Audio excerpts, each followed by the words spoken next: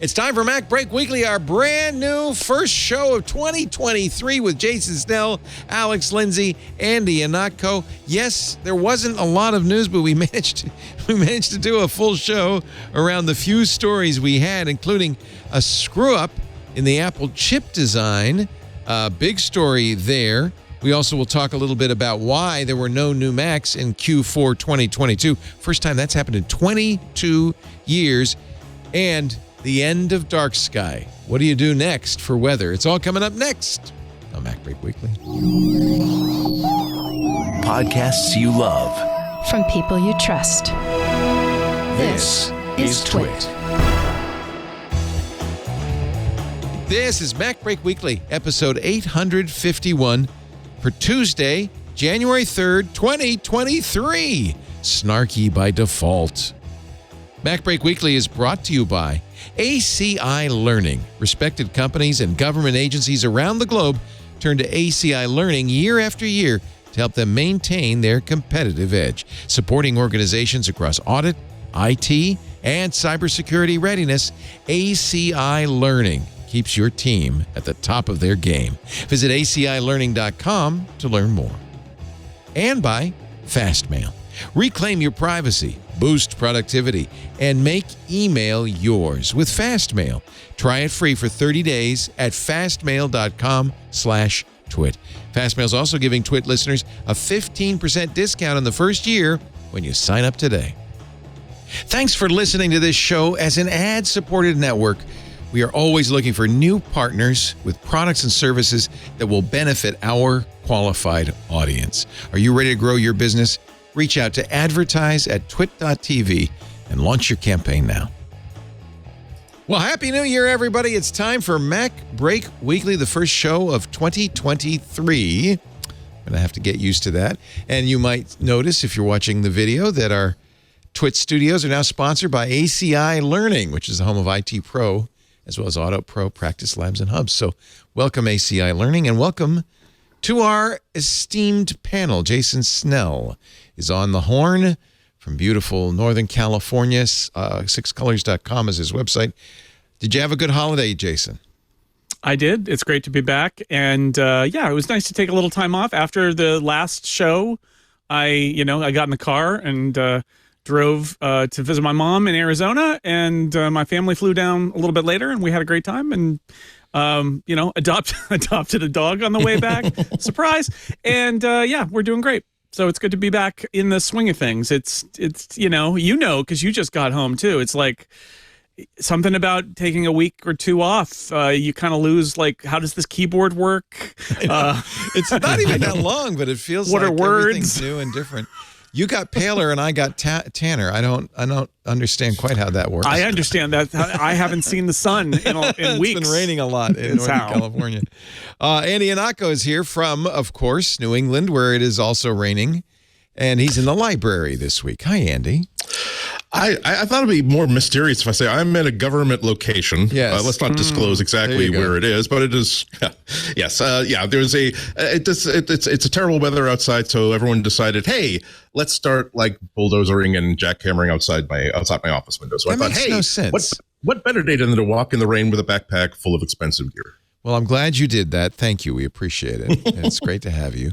And of course, Alex Lindsay from not so far away either, down the peninsula a little ways, 090.media and officehours.global. How's it been for you? How were your holidays?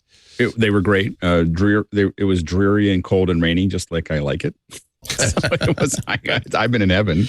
I haven't seen this much clouds and rain for years. I know at my house. It's funny. It was dry when we left, and we went down to Mexico where it was raining, and we thought, oh no, because we went to the beach. But the sun came out. It was nice and sunny and warm.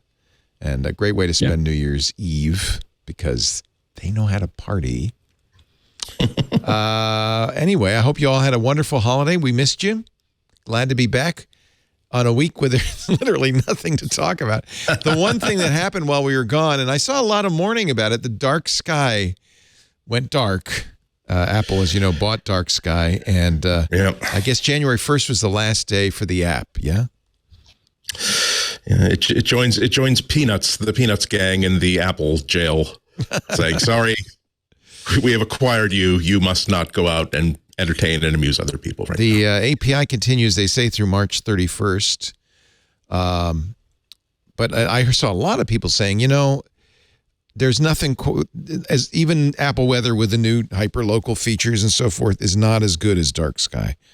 Do you feel that way too? I would say, yeah. They did not.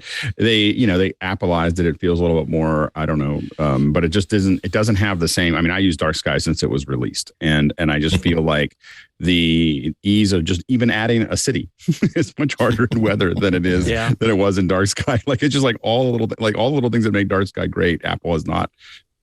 I don't feel like Apple added that back in. Weather is serviceable, but it's not great the way Dark Sky was.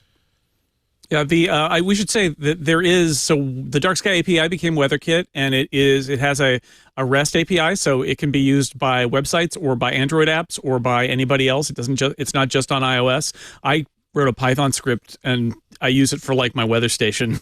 So people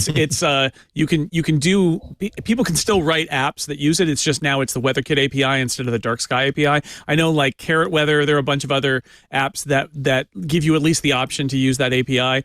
I think Carrot Weather also now has a new, because that's that app, it's a subscription app. It's a little pricey, but it's so good. And it actually has, among its many different layouts that you can choose and build yourself, one that it pretty much apes the look and feel of Dark Sky. So if you're desperate to get something that looks a lot like Dark Sky, Carrot Weather is worth exploring. The Apple Weather app, it's like all the other Apple apps, right? It's the data is the same, basically, but it's a stock app, so its features are all sanded off. And Alex strikes me as somebody who doesn't want the 4 buttons sanded off version of any app, and quite rightly so. Quite rightly so. It's the little things, like just adding. I still haven't quite figured out how to smoothly. There's just usually a lot of swearing that goes on when I try to add a new city. Oh yeah, me too. It's like what I don't understand. I don't get it. Like I used to be able to just tap this and add a city, and it's like so it's not even like shaving off the edges. It's like taking away a really useful thing and making it complicated, which is very un-Apple. I don't quite understand how that happened. Especially when it takes you a little while to realize that, like, you just went on vacation or you went on a business trip, and the app has not yet figured out that you're no longer in New York City or you're no longer in San Francisco, that you're now in New England. And so if you're thinking, wow, 58 degrees, wow, wonderful. Like, no. I kept getting rain starting warnings while I was in LA for the rain in Northern California. I got rain warnings all week, and I was in Mexico. Yeah. Lisa said, Lisa's looking at her watch. She said the rain's going to come. I said, no, that's not here. It's in Petaluma. The sun is still going to shine here. At that, yeah. I also wanted to point out there was a funny Slate story last week about how apparently meteorologists hated Dark Sky. Because it took their job away. Yeah, well, so this is the thing, is like, it's not, meteorologists are all about the weather models. And if you read anything about this, Michael Lewis wrote about this in a couple of his books. The accuracy of the National Weather Service in the last 20 years, even since 2000, has improved dramatically. Like, we are so much better at forecasting weather. The computer models for weather forecasts are so good. But there is this moment where there's this sort of chauvinism, which is anything that isn't spat out of the computer model is considered lesser. And what they say about Dark Sky is, you guys don't understand. It's not a computer model. It's analyzing the precipitation radar and the direction it's moving and just extrapolating from that, which is like, that is absolutely true. It's not running a big computer model of the entire atmosphere. It's looking at where the rain is headed and saying it's headed toward you. But that's valuable in lots of cases, and that's why people like Dark Sky. And it can't be both. No, it's not going to be able to tell you based on that a sudden thunderstorm is going to appear or something like that in Oklahoma or something like that. But like, the reason people like Dark Sky is that you can look at where you were on the map, and it's what we all do with radar images anyway, right? Which is, it's coming my way, and it just put that into practice, and that's why people loved it. I felt very like James Bond. There was one point where I had Dark Sky and I could just see a cliff of water coming, and my wife was in Washington D.C. and she was with the kids, and they're walking around some of the things to see there, and I'm working at the office, And I literally said, I need you to get in. There's an Uber coming for you. I need you to get into that Uber right now. Right now. And she literally said, she closed the door, and suddenly the rain was like, like it just. Get in the car right now. In the car. I looked at it and I was just like, there's a wall headed towards my family. I will never understand why people are so, and I include myself in this, why we are so fascinated with weather. Especially here in Northern California, where the weather isn't, I could see maybe if you were worried about tornadoes or hurricanes. I don't think about it much, except for the winter. I mean, during the summer, it's like it's not going to be always the same. It's going to be clear, and but during the winter, I pay attention. Yeah, I mean, go visit someplace that actually has weather, and where the weather can actually cause disasters. Like the difference between, like, last weekend when it was like low teens for the weekend in Boston, New England, that was a big deal because, again, my place is kind of old. And you have to make the choice of, do we really want to heat the whole house, or do we want to make sure the pipes don't freeze in half the house and just sort of bunker in the one half of the house you're going to keep super, super warm? And like I said, I lost my December 23rd plans were totally skeezicks because, again, high tides plus the rain meant that there was no way to get in or out of my neighborhood for a good 3 or 4 hours. And so you really have to know 24 hours in advance, is there anything I need to dread? Sometimes it's more than just, do I take a hat? It really is, okay, do I double check to make sure the sump pump is working? Do I make sure that the heater, that's the heater strip that's on the pipes that's sort of near the entranceway, do I want to make sure that those things are absolutely working perfectly? Because otherwise, it's dramatic, man. It is dramatic. The world's best terrible weather app, writes Russell Jacobs in Slate. He tells the story of Dark Sky, which I'd forgotten. I remember it was created in 2011 by Jack Turner and Adam Grossman, who did a Kickstarter, raised $40,000. It is, of course, we're talking about it because it's gone now. Apple bought it, and I'm sure they made more than $40,000 when Apple bought it. He writes, suddenly everyone I knew was a meteorologist pulling out their pocket-sized radar display to chime in about whether a baseball game would be postponed or a wedding ceremony moved inside. Was it perfect? God, no. The other thing that stood out about Dark Sky, it wasn't very good. Dark Sky's forecasts failed me on hikes, bike trips, park days, beach days, birthdays, and more. He says meteorologists hated Dark Sky. Yeah. As you said, Jason, it was processing the images, said Andrew Blum, author of The Weather Machine. But there's more to forecasting than looking at images. It wasn't using the physics models you were talking about. Any weather forecast beyond a couple of hours, he's quoting Andrew Blum here, any computer forecast beyond a couple of hours is going to depend on the weather models, supercomputer models that work according to the laws of physics. We're getting, right now, we're getting weather models about what's going to happen because we're expecting a lot of rain towards the end of the week. And I'm amazed that they said, well, Saturday it's going to be, I mean, it's amazing. That's, the 5-day forecast, the 10-day forecast. Dark Sky, I guess, I didn't really use Dark Sky, so I'm kind of recusing myself. But he says, when we talk about anything past a few hours, we're talking about physics.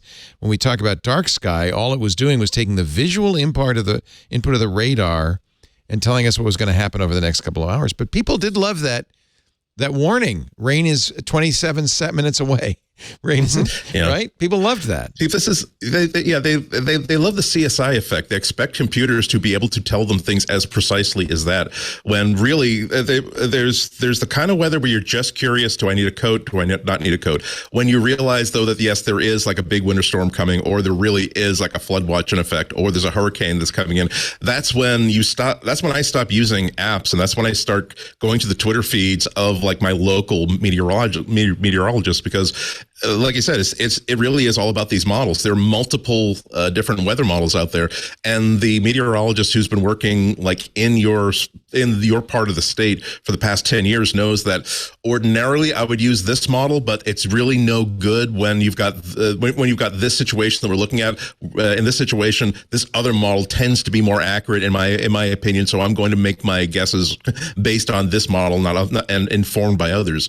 So yeah, I mean, there's there's the off the shelf stuff that kind of fits, but then you really want the really tailor made stuff of people who know what they're doing when you want to avoid burst pipes and you want to avoid floods. Why a meteorologist who went to school, who studied it, who has his own makeup artist and hairstylist might be a little jealous. For instance, so suffice to say, there's a library of skills that you need to present to be a successful meteorologist. Jack, but it really is not just knowing what the models are saying, but knowing exactly how these models were put together, and so where are their blind spots, and being able to navigate all this data and assimilate it for this specific situation. And I have to say that I will say that one of the reasons that I stopped even thinking about looking at the weather forecast was because I had an app on my phone that tells me mostly what I need to know. So it did take money out of your meteorologist's mouth. Definitely took my interest out of it. I mean, it was the last vestige of the news that was actually something that was local. And then I had something on my phone and I was kind of like, okay, well, I'm done. But people always said, and I don't know if it's true, that they always hated meteorologists because they were always wrong, right? What was the movie where he's playing Steve Martin? He's playing a meteorologist, and somebody dumps a Slurpee on him because he said it was going to rain and it didn't, or vice versa. And you see that all the time, and that's maybe a trope that's not so much a truism. Was dark sky more accurate? No, it was less accurate, right? For the long term forecast, it was just more current. Like, so you would go, what is it like? For instant, what's going out? What's going on this afternoon? I didn't have to look at something the evening before to see what I'm going to do tomorrow. I just looked up at like, what is it going to, and while it wasn't as accurate, it was again, it would respond very quickly. So it might be wrong for tomorrow, but it's usually right for the next couple hours, and so you'd see something because it's looking at that process. What? So, and the big, like weather.com and AccuWeather and these, they use NOAA's predictions, right? They use these big models. Right. So shouldn't we just, what is Apple doing? Is Apple just doing the dark sky thing, or is it rolling in some stuff from the weather service? Like dark sky, it's aggregating information from the National Weather Service and other weather providers. There are other models and other providers. It's not all coming from NOAA, or it's not all based on the same NOAA projection. And then, of course, Apple has to cover the rest of the world, right? They have to cover everywhere. And so there are different weather sources in different countries of varying degrees of quality. Carrot Weather will let you pick from like 4 different models. The Norwegian forecasts. I like the Norwegian. But so those big forecasts, those are all super physics models, right? Those are supercomputer models. Is that right? Yeah. Yeah, that's it. So that was the unique thing about dark sky was it wasn't. Yeah, that's why I don't get that the meteorologists are so mad at dark sky, which is like, it's like finding out that a friend of yours just absolutely hates a perfectly innocuous thing. And you're like, why do you hate that so much? But I think this is because people were giving all this credit to dark sky for being brilliant. And they're like, it's not brilliant. It's just looking at the radar. But like, it's often wrong. It's often wrong. But it's hyper local and super specific to things that the computer model can't do, which is it going to rain outside my door in 10 minutes?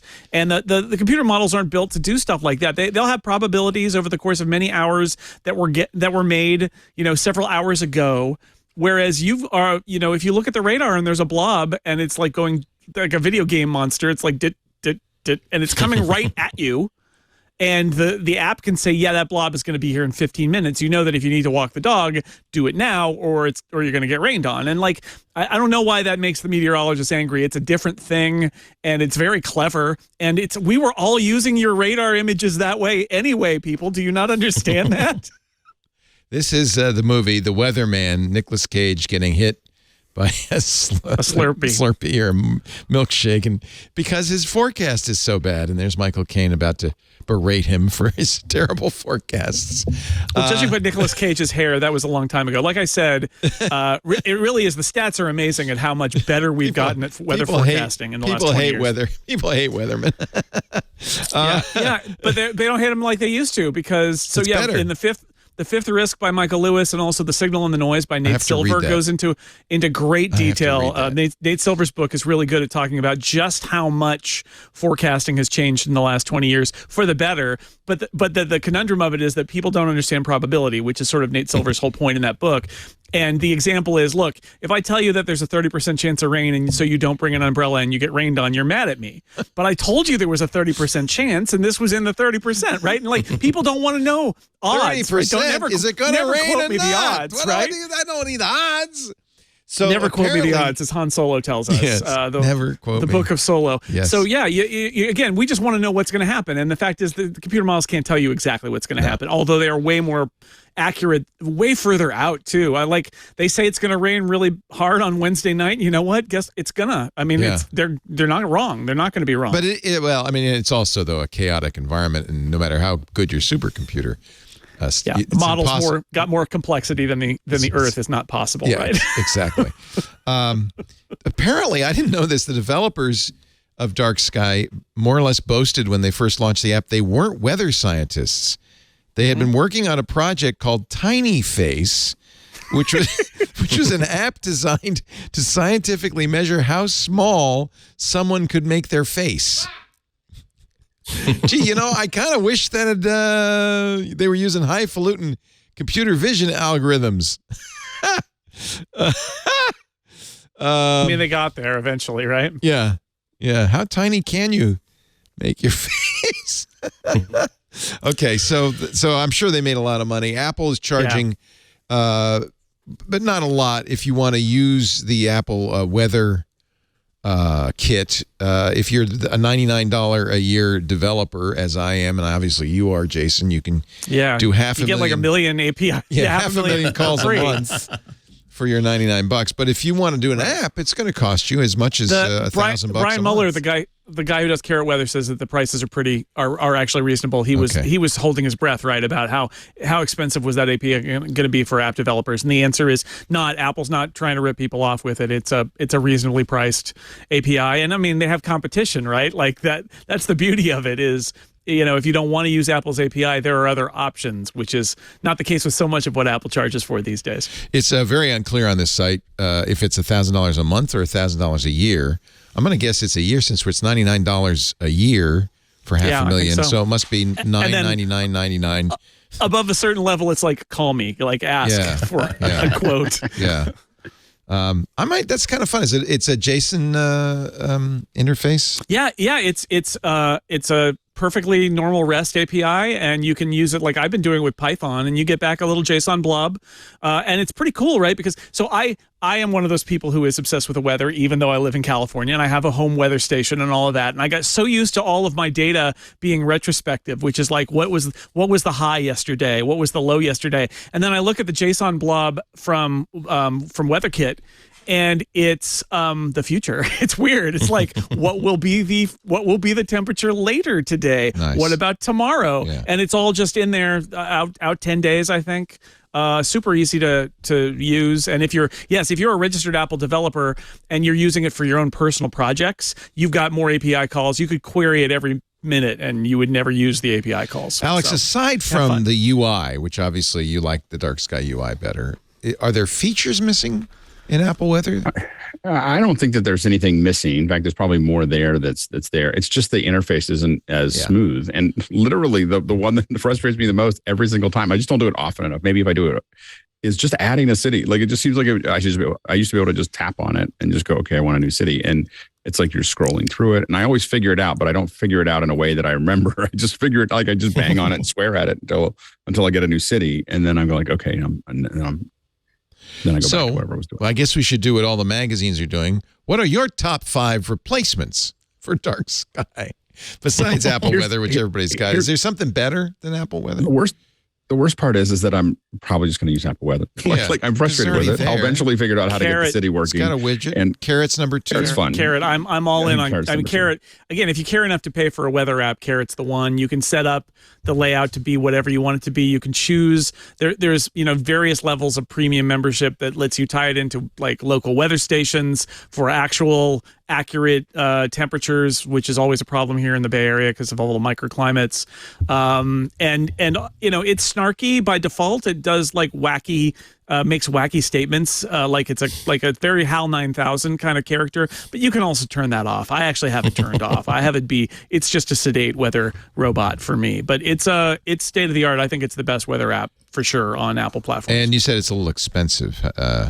Yeah, I think they have various in-app purchase subscription levels. So, I mean, some people are not going to blink at paying whatever $20 a year for a weather app, and other people are going to say, that's outrageous. There's a free version, yeah.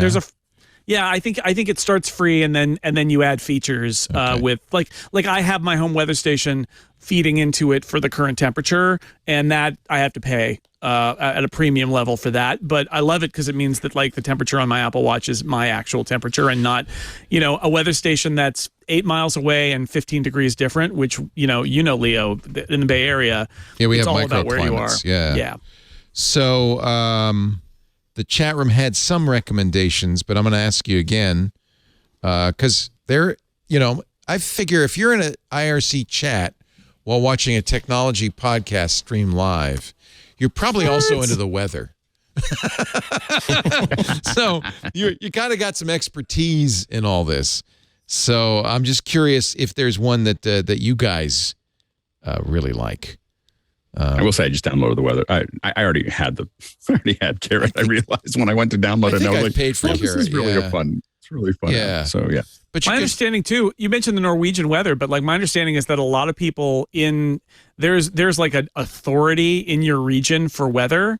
And I believe in Scandinavia and especially like in Norway, I think they there's a Norwegian weather app that's like, if you're in Norway, that's the app to get. So it depends. Whereas like if you're in Australia, I saw a thing today about how Apple weather is apparently incredibly bad in Australia for some reason. I don't know if that's true or not, but like it may vary based on where you are in the world, what your best app choice is.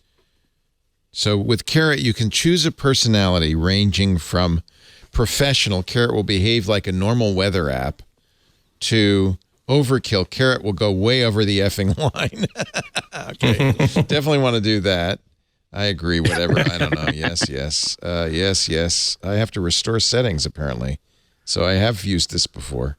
Here's my current location. So it does. Okay. I can't show this on the screen because there's so much profanity. So there you go. You turn it all the way up. That's why I turned that off really quick. It's fun for the first couple of days, but then you have no idea like how much it sort of starts to weigh on you when you're having a bad day anyway, and you're just okay. I'm just going to get through the day, and your app is just saying, "Hey, idiot! Why you weren't going to go outside anyway, were you? You big idiot!" Like, you know what? Yeah. I don't think I want to pay $10 a year for it to be insulted. It says right now, clouds form when cat pee evaporates and condenses high up in the cooler air. So it's not factual, but I guess you don't need that. And I presume it's highly customizable with all of the features and so forth. So basically it's ChatGPT as a weather service, as a weather forecaster. Yeah. A lot of people like Weather Underground. I remember in the early days of smartphones, there was quite a brisk competition for weather apps. Dark Sky kind of eliminated a lot of, I think, third-party apps. Snowflake Weather, so you could select your provider. All right, so there's a few others. I guess it's really it's a personal kind of thing.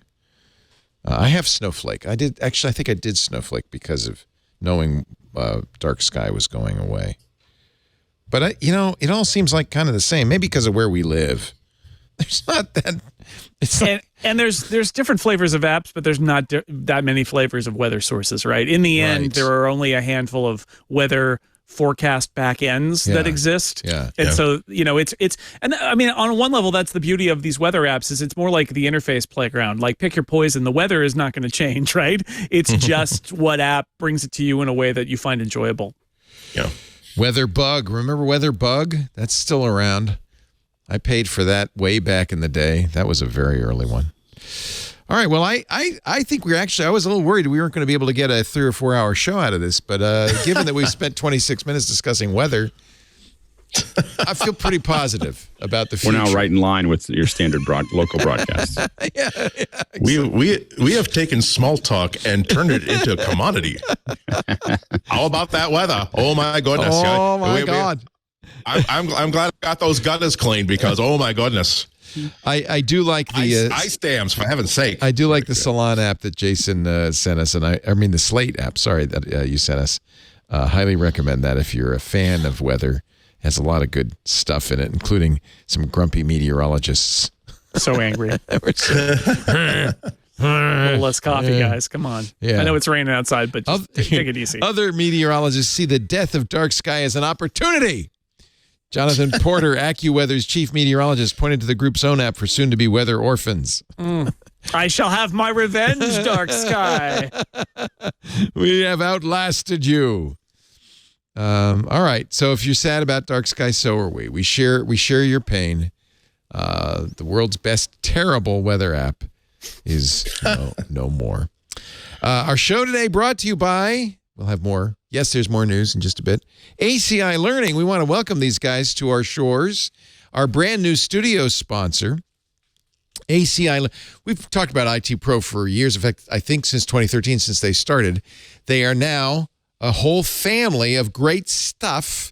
IT Pro, Audit Pro, Practice Labs, Hubs, all under the umbrella of ACI Learning. ACI Learning offers fully customizable training for your team in formats for all kinds of learners: audit, cybersecurity, IT.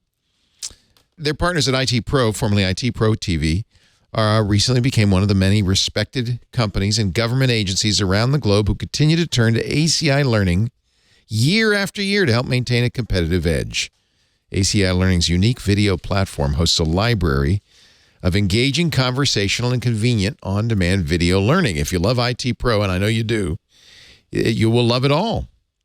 This is a perfect match for us. We thought, boy, if they want to sponsor the studio, that's a win all around. We're really happy to have them. Explore everything with ACI Learning. Build your organization's protection and readiness with IT Pro. Of course, they've got the team training for CompTIA and Microsoft IT, Cisco, Linux, Apple, Security Cloud, and more. But let me tell you about some of the other branches. Audit Pro. Courses are built in alignment with the National Association of State Boards of Accountancy, or NASBA, those gold standards in audit programming. They've got enterprise solutions, webinars, and the Skeptical Auditor podcast, which sounds like an awesome listen, I have to say. Practice Labs, too. Ensure your personnel has the opportunity to test and experiment before deploying new apps or updates without compromising your live system. You'll get a broad range of IT topics covering fundamental, intermediate, even advanced levels for all of your employees.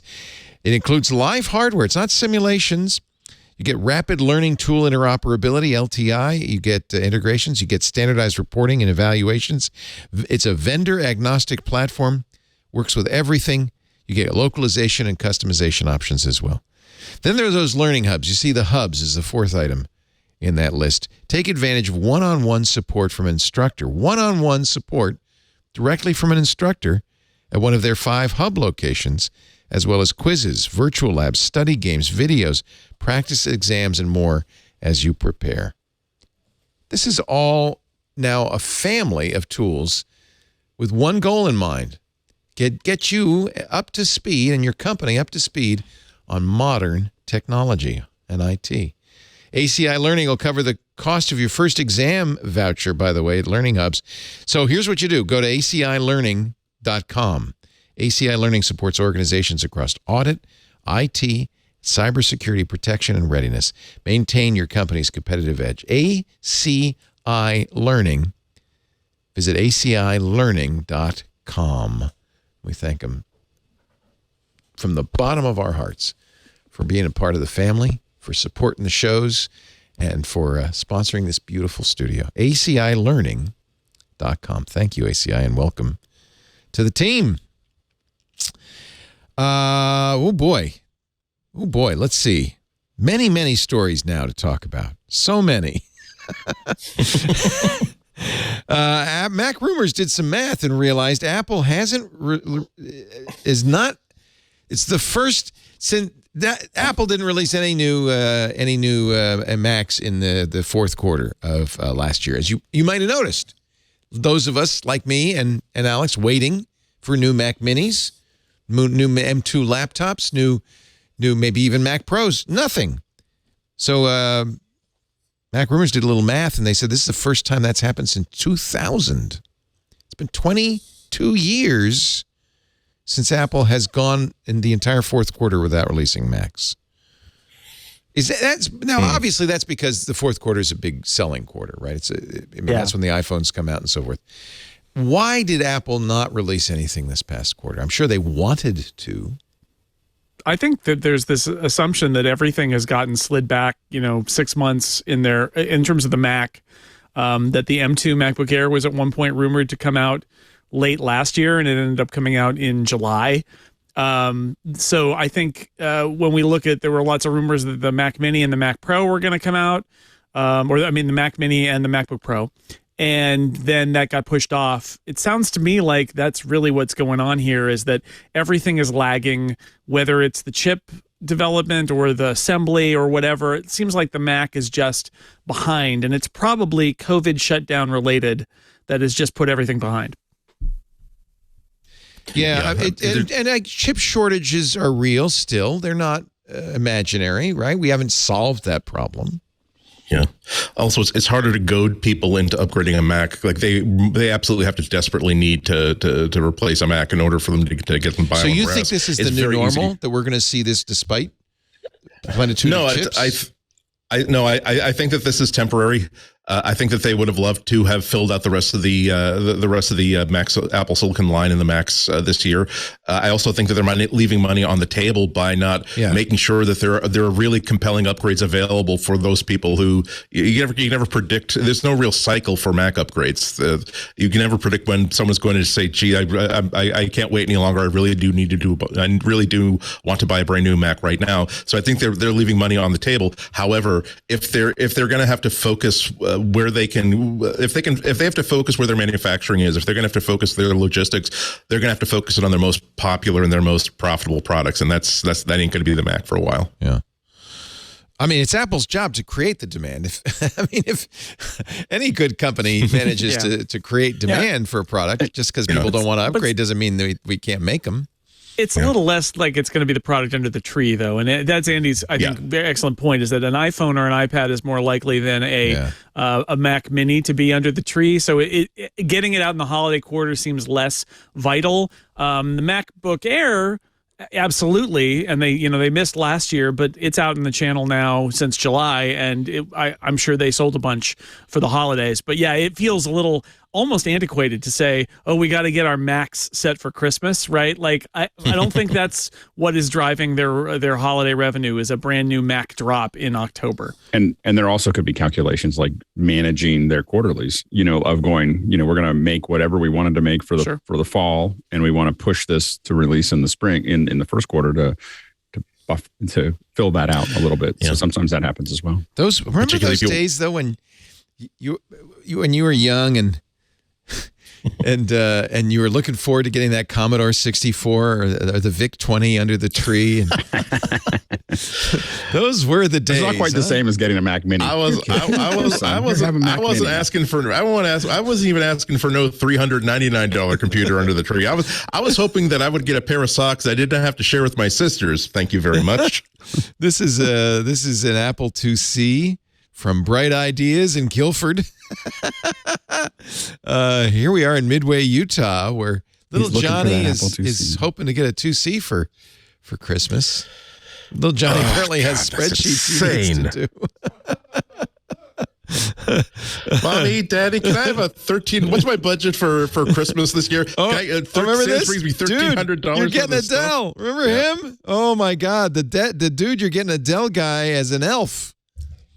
Yeah, the Apple IIc under the tree is a little bit like the Lexus with the big bow on the hood, right? It's there's that Jonathan Colton song about a kid wants an Atari 2600 under the tree, and I feel that one. That was me. That was absolutely me back in 1977. How about this Tandy 1000 HX PC compatible, only $399? We should get this for the kids, honey. Think of all they can do. And, honey, you can store over 50 recipes in its RAM. And I'll be downloading porno when you're asleep. Just $3.99. Very slowly. Yes, we ASCII, but yeah, it's ASCII art, but it's hot ASCII art. So, here comes. Leo, are you saying we don't have anything to talk about? Is that what's happening now? Yeah. Here comes ET. The dog's all excited. ET is going to leave a little something. Maybe the ET game. Oh my God. Oh no. Oh, what a Christmas this is going to be. Oh. This was the game. Ouch. Ouch. Yes. Elliot, get this out of here. Can we say that, ET always had that pro-environmental bent, so he does not want to put more coal into the ecosystem. So let's have something that's a little bit safer for the environment, such as ET game cartridges. Yeah, let's bury those in the landfill. That was funny. This was a collection of vintage holiday computer commercials on. You can find anything you want on YouTube. But I love it, the ET cartridge.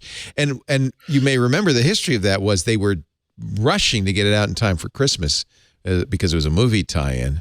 And as a result, it was the world's worst video game. Yep. It ended up in a landfill near Albuquerque, as I remember. When the company decides to simply take a write-off for inventory, and that's a bad visual when the company is legally required to not only put in a landfill but bulldoze it to prove that these are now unsaleable. They can't even figure out how to give these things away and somehow make it look good for the company. You could probably make the case that killed the Atari 2600. I mean, certainly there were a lot of very unhappy families who excitedly bought that and put it under the tree. And the kid said, "What's that smell?" Burke is saying in our chat, as a 12-year-old kid, I knew the ET game sucked. By the way, speaking of games, Fortnite is coming back to iOS, at least according to Tim Sweeney of Epic Games. In fact, Sweeney tweeted next year on iOS before New Year's Eve. But in fact, there's been significant rumors that it won't just be Epic, that all the game companies are going to bring, if Apple allows alternative app stores, which I was gone for a week. Did Apple ever confirm that rumor? No. Nope. No. Still speculation. But the bill died. That was they got the job done. Job done. Rumor was effective. We didn't promise anything. We might only do it in Europe, but we took the edge off of the push. My guess is when Sweeney says Fortnite will come back to iOS, he is saying it'll come back in an Epic store on iOS. We shall see. We shall see. This is all from the chat room, by the way. Now I'm down to the chat room submitted stories. Next generation Qi 2 wireless charging embraces MagSafe, which is very good news. This was announced today. Qi 2 is the new unified wireless charging standard. Of course, Qi, its predecessor, is pretty much universal, except in the Apple world. Although Apple phones will work with Qi chargers, just not as well as they do with MagSafe. So now MagSafe will be part of it. It's called the Magnetic Power Profile. Devices that adopt Qi 2 in the future will use the same MagSafe magnetic technology in the iPhone. Do they license it from Apple, or are they just kind of copying it? I think it's a standard. I think Apple is probably in the standards body, and I think contributed. The story on Mac Rumors says supplied by Apple, which makes sense, right? They're in the standards body, and it's this typical Apple thing where they're like, "Well, we're going to just do this, and then you can have it if you want." Right. It's like, okay, great. Hey, speaking of things that are not coming this year or next year, Apple, according to Ming-Chi Kuo, is canceling or at least postponing mass production for the iPhone SE 4. Kuo said this in a series of tweets. He's still tweeting, I guess. Ming, come on over to the Mastodon, though. Water's fine. Kuo says he believes Apple will delay or scrap the device due to consistently lower than expected shipments of mid-tier and lower-end smartphones. Not just iPhones, but smartphones in general. And there was another story about just to jump this in there, about the iPhone 14 Plus not selling well either. So it's interesting, maybe some limits to the shape of the iPhone market that Apple didn't realize. Or people wanted the Pro. Is that possible? They said, "Well, if I'm going to spend that much, I'm going to spend $100 more and get a Pro." Right? I think a lot of people are buying Pros. Yeah. Pro is selling well, apparently. In fact, Apple says they're back in stock and they've started running ads again for them. So yeah, I can see they did you notice that? I got a kick out of the fact that all the ads during football games were for the iPhone 14 no Pro, and I was like, I see what's going on here. And then right after Christmas, the Pro ads came back. So I guess the stock is coming back. But I do wonder if, because by all accounts the 14 is doing fine. I wonder if there's just a limit to, like, if you want the cheaper phone, you just get the cheaper phone, and you're not like shopping for the more expensive, cheaper phone or the cheaper phone, and that level of complexity in the product line is like not relevant to the buyers who are down there. It's interesting because it's like Apple keeps trying to do an alternate cheaper phone, right? The Mini and now the Plus. And I mean, maybe the answer is that there isn't room down there for that much variation, and that really should just be there's the one simple, the iPhone 14. Everybody knows what that is, and then beyond that, like, give me the Pro, and that's it. I don't know. Yeah, and is the world changed enough that now it's really hard to sell a phone at that expensively anymore, that Apple's going to have to figure out how to get a couple $100 off the price from now on?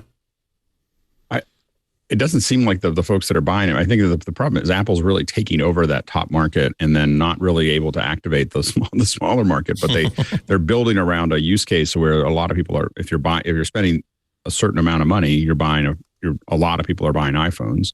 I run into a handful of people that have high end Android, but generally I find people are looking for a better deal when they're getting an Android. That's most people that I run into that have Androids.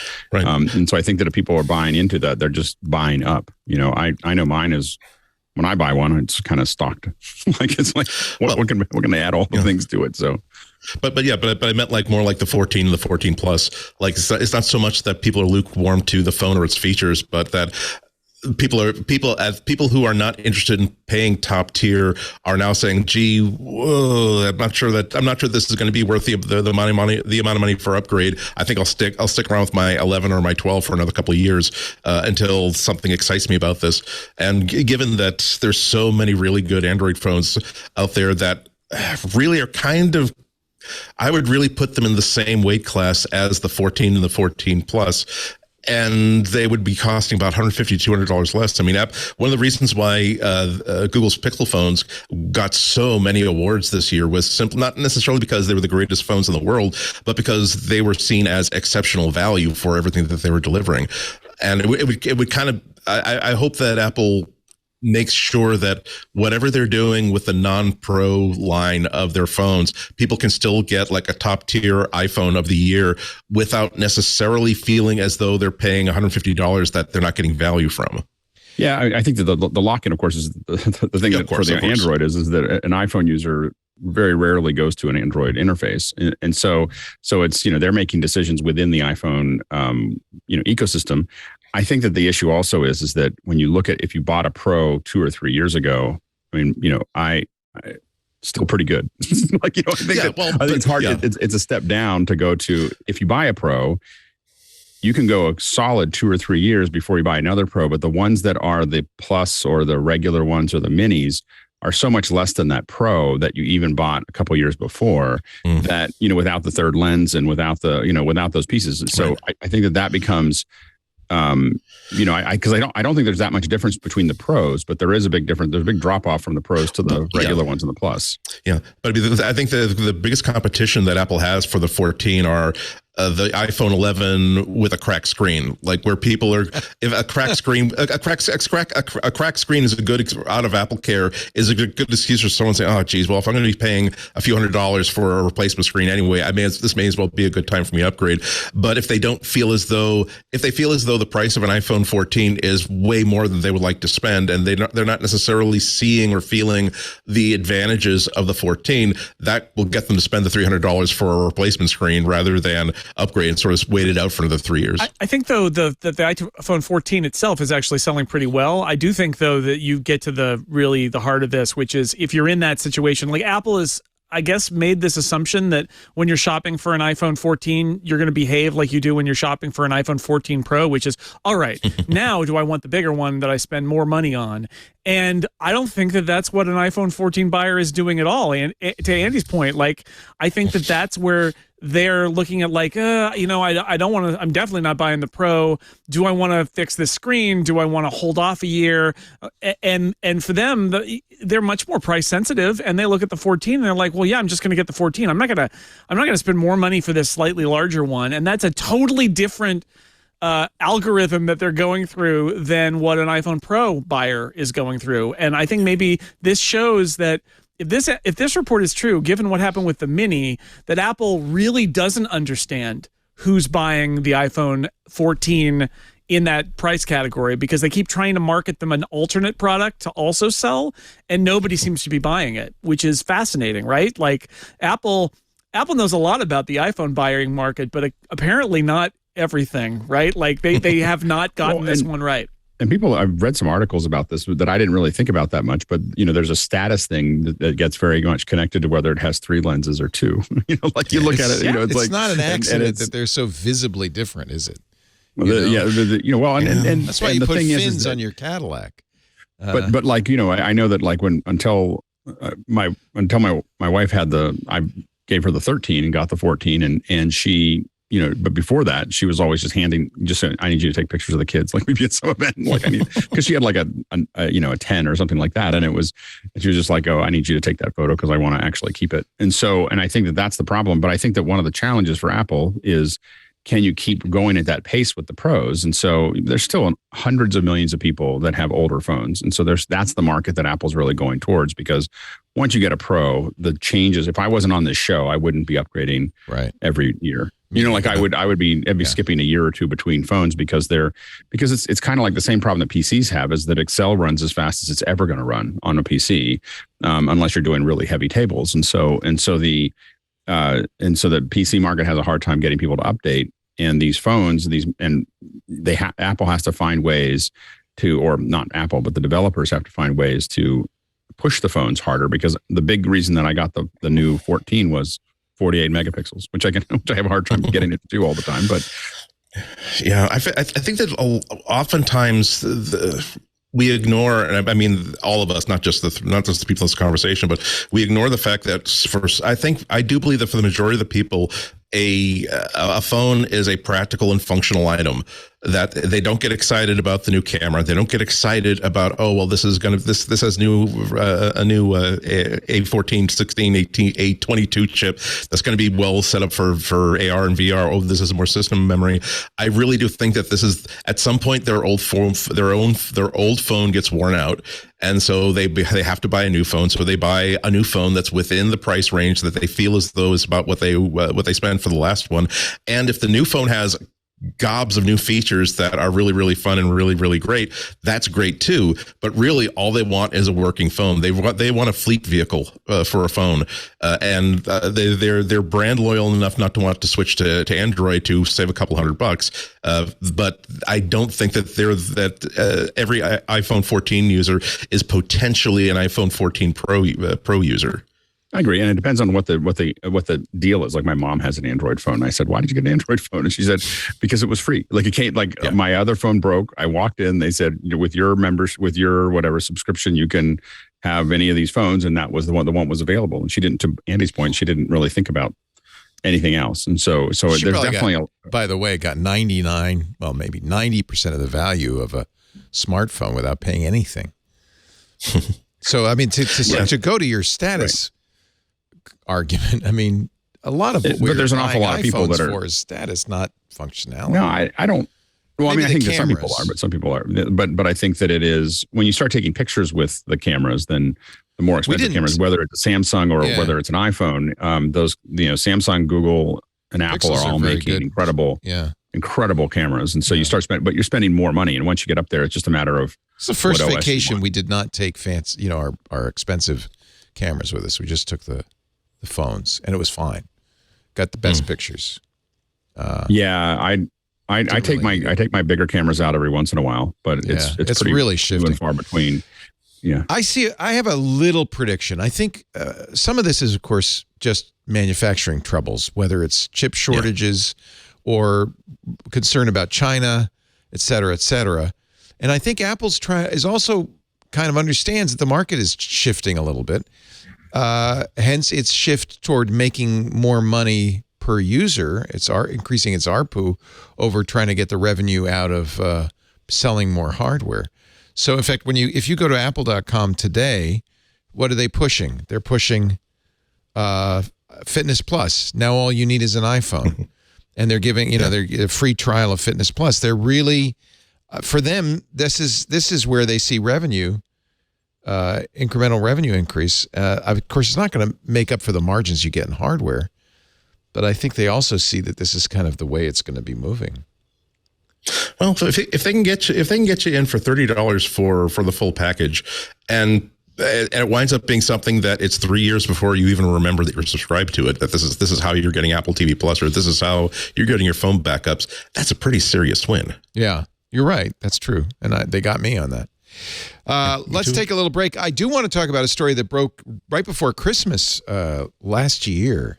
And it actually is kind of an interesting story, and I'd like to get your take on it, fellas, if I can. And this is the issue with the iPhone GPU. Maybe another reason for some trouble in paradise. But first, a word from our sponsor, and I'm really happy about this one too. I've been using FastMail for more than a decade. It's my choice of email. In fact, for a long time, I've been saying, if you care about email, stop using free email for your privacy's sake, but also for functionality, but also for support. When you're a customer, you just get better functionality, better support, and of course, better privacy. And that's why I really love FastMail. Reclaim your privacy. Boost your productivity. Free email is really, we know it's not free. Nobody's giving you anything for nothing. For over 20 years, FastMail has been a leader in email privacy. I'd say a leader in email as well. They contribute back into open source. They have been proposing standards all this time. If you think email is getting better because of SPF and DKIM and DMARC and all of the authentication protocols, thank FastMail. FastMail not only prioritizes your privacy, your personal data is kept safe and away from third parties, better spam filters, no ads.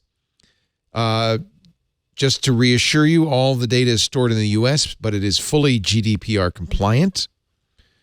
They also offer, this is great for customers who use our sponsor Bitwarden or 1Password, a way to make a masked email when you make a new password automatically. So you have multiple addresses when you sign up for various websites. One of the things I do, I would say I'm an advanced FastMail user because I've been using it for so long. So I use many of the advanced features. It works just like your webmail, from those other guys. In fact, they have a wonderful webmail interface. In fact, it's so good. I use their apps also on the iPhone instead of Apple's Mail. It gives you all the features you want and a whole lot more. You can customize your workflow with colors and custom swipes, night mode, and more.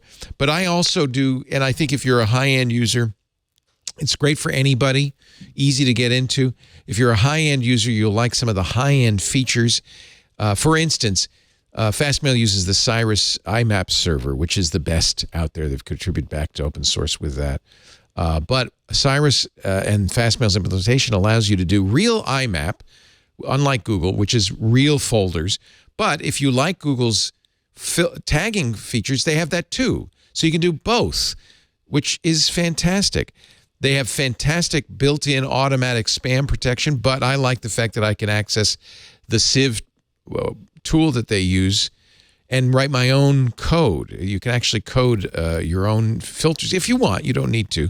They have an automated system that works very, very well. But I also write some special custom filters and tie that in with the IMAP folders and the tags.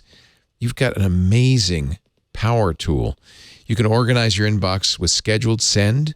All this is very easy, by the way. I shouldn't probably push the high-end features, except that's what I really love FastMail for. But you've got scheduled send, snooze, folders, labels, search bar. Keep track of all the important details in your life easily with FastMail's powerful sidebar. If you like the privacy proposition, you can move your calendar and contacts and notes over to FastMail too. And it works just the same. It's a very powerful system. It's where I keep all my stuff. I'll give you an example, though, of how I use Civ. For instance, I have a filter that says, because my contacts are kept at FastMail, if I'm getting an email from somebody not in my contacts, put that aside. But if you're in my contacts, put that in an important folder.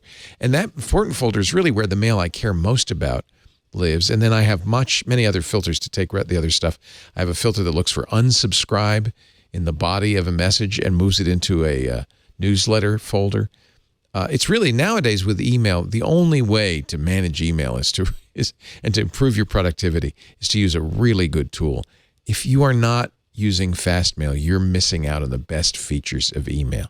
And the other thing I love about FastMail is I have most of my domains hosted by FastMail. I mean, I wouldn't use it for a website, but what's great is I have many, many email domains, and I can have an unlimited number of addresses to those domains. So it's great for, that really adds to the filtering capabilities as well, and for spam elimination. You have the ability to send and receive emails, of course, from your own domain. You can manage multiple email addresses in a single space, so they all go in the same inbox. I love how it works with the password manager. What else can I tell you? The mobile app is fantastic. Highly recommended. The support is in the U.S. They're email experts. In fact, it's kind of nice because as you get more expert with email, as you make it more powerful, having them there and to ask questions is incredible. The FastMail team believes that working for customers as people to be cared for, not products to be exploited. No advertisers. They're left out. Your privacy and you are at the center. It couldn't be better. It couldn't be faster. It couldn't be more reliable. They've got a Gmail transfer tool. If you're ready to get off Gmail, you could completely replace those Google services with FastMail. It's incredible. And don't worry about losing information. You're never locked in. It's easy to download your old data, import it into your new FastMail inbox. And, if you wanted to move away. It's easy too.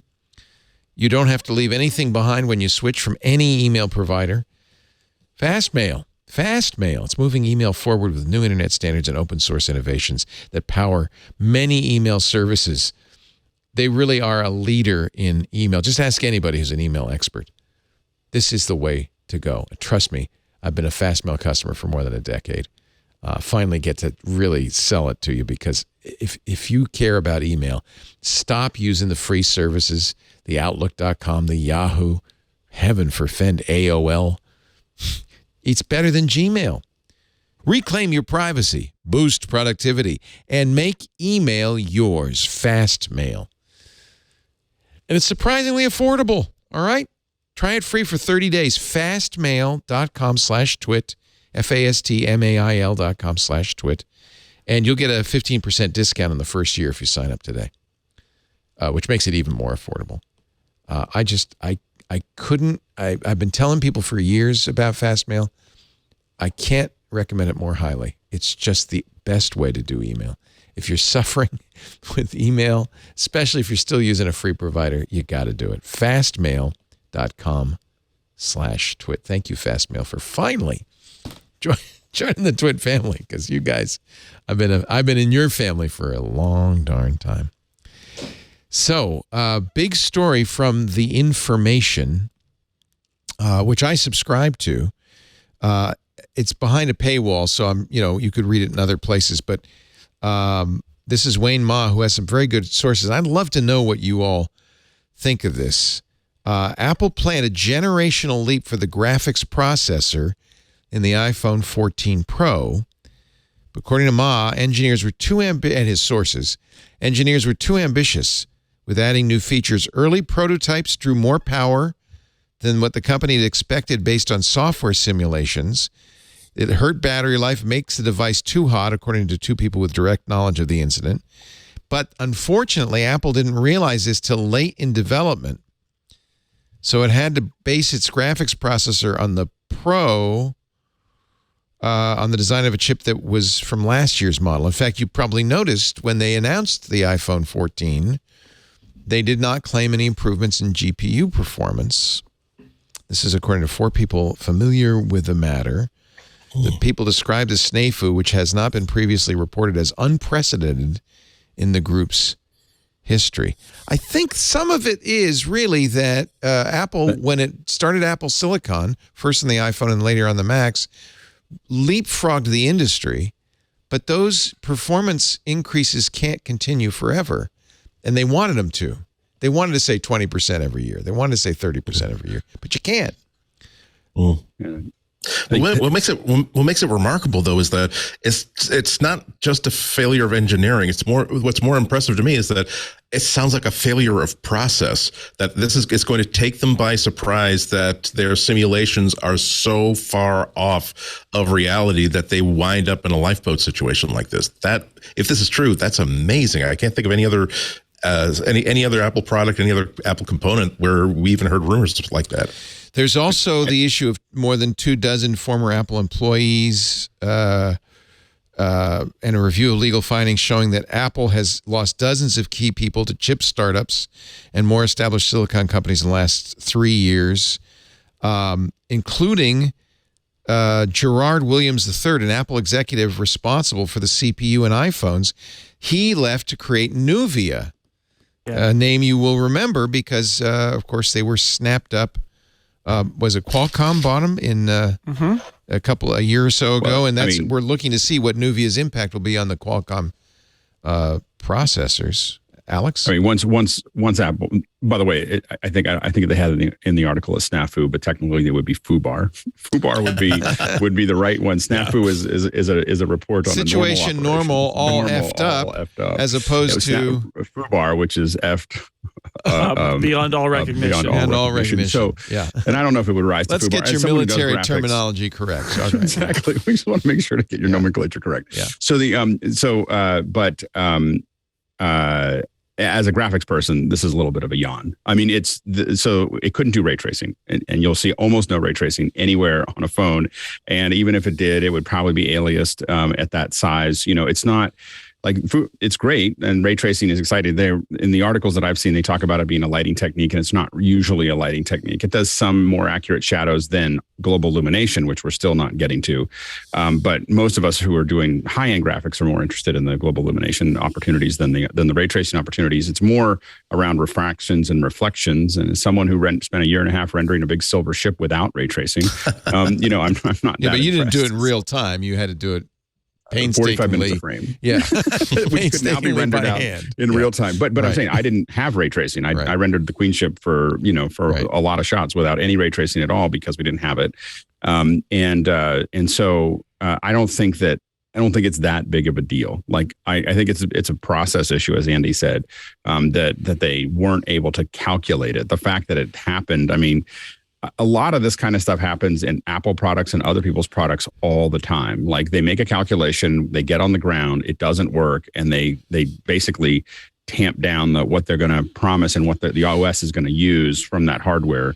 And that is not that's not actually a very rare thing to have happen. So I think that they obviously need to figure that out. But I also don't know what apps. I mean, the first app that we've seen that really pushes iOS, and I think this was in the list of things, is the new Resolve.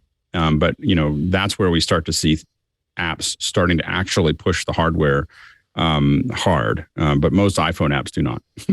they don't. They're going as fast as they're going to go, and the GPU is not going to make any significant difference in how those apps run now. But this could impact also the desktop process. Dylan Patel, chief analyst at SemiAnalysis, is quoted by Wayne Ma in the Information article. He says, the gains in Apple's CPU performance over the last few years have been very minor, mostly due to improvements in chip manufacturing rather than Apple's chip design. Since Williams left, Apple's CPU performance gains have slowed significantly. Apple sued Williams 6 months after he left, accusing him of stealing intellectual property and poaching key chip engineers to work at Nuvia.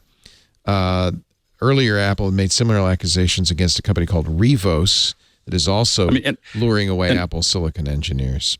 And I will say that the biggest failure that Apple had was losing Williams and losing a key engineer. Like, how did you not pay attention to that and pay them whatever they like that's more of the issue. And again, when you come out with a processor that is as revolutionary as the M1 is, to the rest of the industry, your entire staff is going to be under pressure to leave, and they're going to be offered all the monies. Sure. They're going to be, like, hey, how about we give you $1 million signing bonus, or $1 million worth of stock, or $2 million, or $10 million, because Apple's now done something that no one else was able to quite figure out, and they're all trying to figure it out. Of course, they're going to come poaching. And Apple could have seen this coming. I mean, you succeed at that rate. It's now the clock is ticking on these guys. According to Wayne Ma, again, the information, people familiar with the two startups, Rivos and Nuvia, say the departures have had a deeply personal impact on Johnny Sarugi, given his friendship with former Apple employees. There's also, and this is maybe the soap opera, I don't know how interested you are in this, but they've created tensions with a pair of venture capitalists, Lip Bhutan and Amarjit Gill, who are investors in both Nuvia and Rivos. Tan is a powerful figure in the chip industry, sits on the board of Intel, closely linked to Apple as a key supplier of software tools for chip design. Gill worked briefly at Apple after it bought his former startup. He started PA Semi. That's how Apple got their start in chips. So Tan and Gill, two very well-connected, smart guys, have been investing in these two companies, Nuvia and Rivos. In fact, this investment in Rivos is a scoop for the information. It does feel a little like they're laundering engineers here, right? Like what we're going to do is we're going to take you and we're going to put you in a startup and you're going to work on that. And then that's going to allow us then for you to sell out to the competitor, to your previous employer, or to the highest bidder. Maybe it's your previous employer again, right? Like it's not. I mean, look, those, if they can get the money, they deserve the money for it. But it is kind of a funny way to do it, right? Which is we're going to go do this chip startup that's immediately going to get bought out by our competitor. The thing is that like this is like welcome to Silicon Valley too, because I mean I know one person I was talking to at an event over the last week sold 3 companies to Google. You sold it, was at Google for a little while, got it handed off, went back into the thing, and Google was like, it didn't seem like Google was fine with it. Like we can't, but this is it is so cutthroat, and part of that is because of the non-competes not really applying in California. So we happen to be in an environment where the individual can just walk away at any given time and start working on exactly what they were doing. You can get a company to do a non-compete, but you can't get an individual to do it. And that's in the interest of that's protecting the employee. I mean, it's hard on the company. Absolutely. If you've got those skills, I liken it to, and Jason will recognize this, the success of the San Francisco 49ers this year. We have an amazing defensive coach, D'Amico Ryans, who we would love to keep forever, right? Right, but if he gets offered a head coaching job, he should take it. He's gonna go. No one should stop him, and he's going to go. Just like the last defensive coordinator went and made the Jets almost serviceable. Yeah. And that'll happen again, and that's just the way of the world. It is, these people have rights to 100%. To make money on their genius and their brilliance as chip engineers when there are these huge companies that find this incredibly valuable, right? Like that. I think non-competes are about as un-American a thing as there could be, and I'm glad they're not legal in California. It's definitely in the interest of the company, not of the individual. Yeah. And let's not forget that since Silicon Valley, Apple and a lot of other companies got into trouble because they had a quote gentleman's agreement unquote to make sure that they would refuse to hire each other's employees, to make sure they can keep those salaries nice and low, and to keep all their employees very, very grateful. Specifically forbidden by antitrust law, of all things. I have a relative who's an antitrust lawyer, and years ago he told me, Apple and Google are doing something they're going to get in a lot of trouble for, and he was absolutely right. It's a little handshake agreement. I wanted to bring up, you mentioned the Mac. I actually do think that the Mac is the thing that's potentially the largest impact here, because when you talk about more powerful GPUs and a whole bunch of GPU cores, keep in mind, this is the A16. So what we're talking about is not what's in the M1 or the M2, but what could potentially be in the M3. And I've been wondering for a while now, given that the M series chips are on seems like 18-month cycle, and the A series chips are on an annual cycle tied to the iPhone, I've been wondering if we might get to a step where they skip one of the generations. And when I read this story about the GPU being the old GPU, I thought, I wonder if this is it. I wonder if the A16 is just not going to go in an M series. It's not going to be the basis of the M3, and they may jump right over it to the A17 this fall. That's just pure speculation. And let me give you some backstories for people who are listening going, what is he talking about? The chips, the M1 and the M2 chips are actually last year's A14 iPhones. and A15. They're old iPhone chips. Not exactly, but they've been beefed up with RAM. The cores stuff. are. But right, the CPU cores and the GPU cores are the same, and then there are more of them, and there's more stuff in there, but that's what they are. And secondarily, in the move to M1 or Apple Silicon, they abandoned third-party GPUs. And so it's very important from Apple's point of view to get better GPUs into Apple Silicon, because they're now competing not only with Intel, but they're competing with NVIDIA. Yeah. Well, yeah, I would say when they have this GPU hiccup, I think that I immediately thought that's not going to cut it on the Mac, right? Like, and although so it makes me think the concerns on the phone are heat and battery life. That's less of a problem on the exactly. Mac. I mean, it's also possible that the M3 would be based on the A16, but use that GPU that they didn't put in the A16, right? Like, that's the other possibility here. But it will be interesting to see if Apple mixes and matches a little bit, or just leaps over to the A17 cores, depending on the timing of it. But like, the M1 doesn't have to move. The M series doesn't have to move in lockstep with the iPhone processors, I guess was my point. And this might be a really good reason for it not to, is that the GPU is underwhelming. And if you're looking at an M3 that you're going to use as the basis for all of your Macs in 2024, then the A16 might not measure up. And I would say it's fairly important, because Apple was never Apple before M1. Apple's GPU performance was horrible. Like it was, and so the thing is that but you could put an NVIDIA card in there.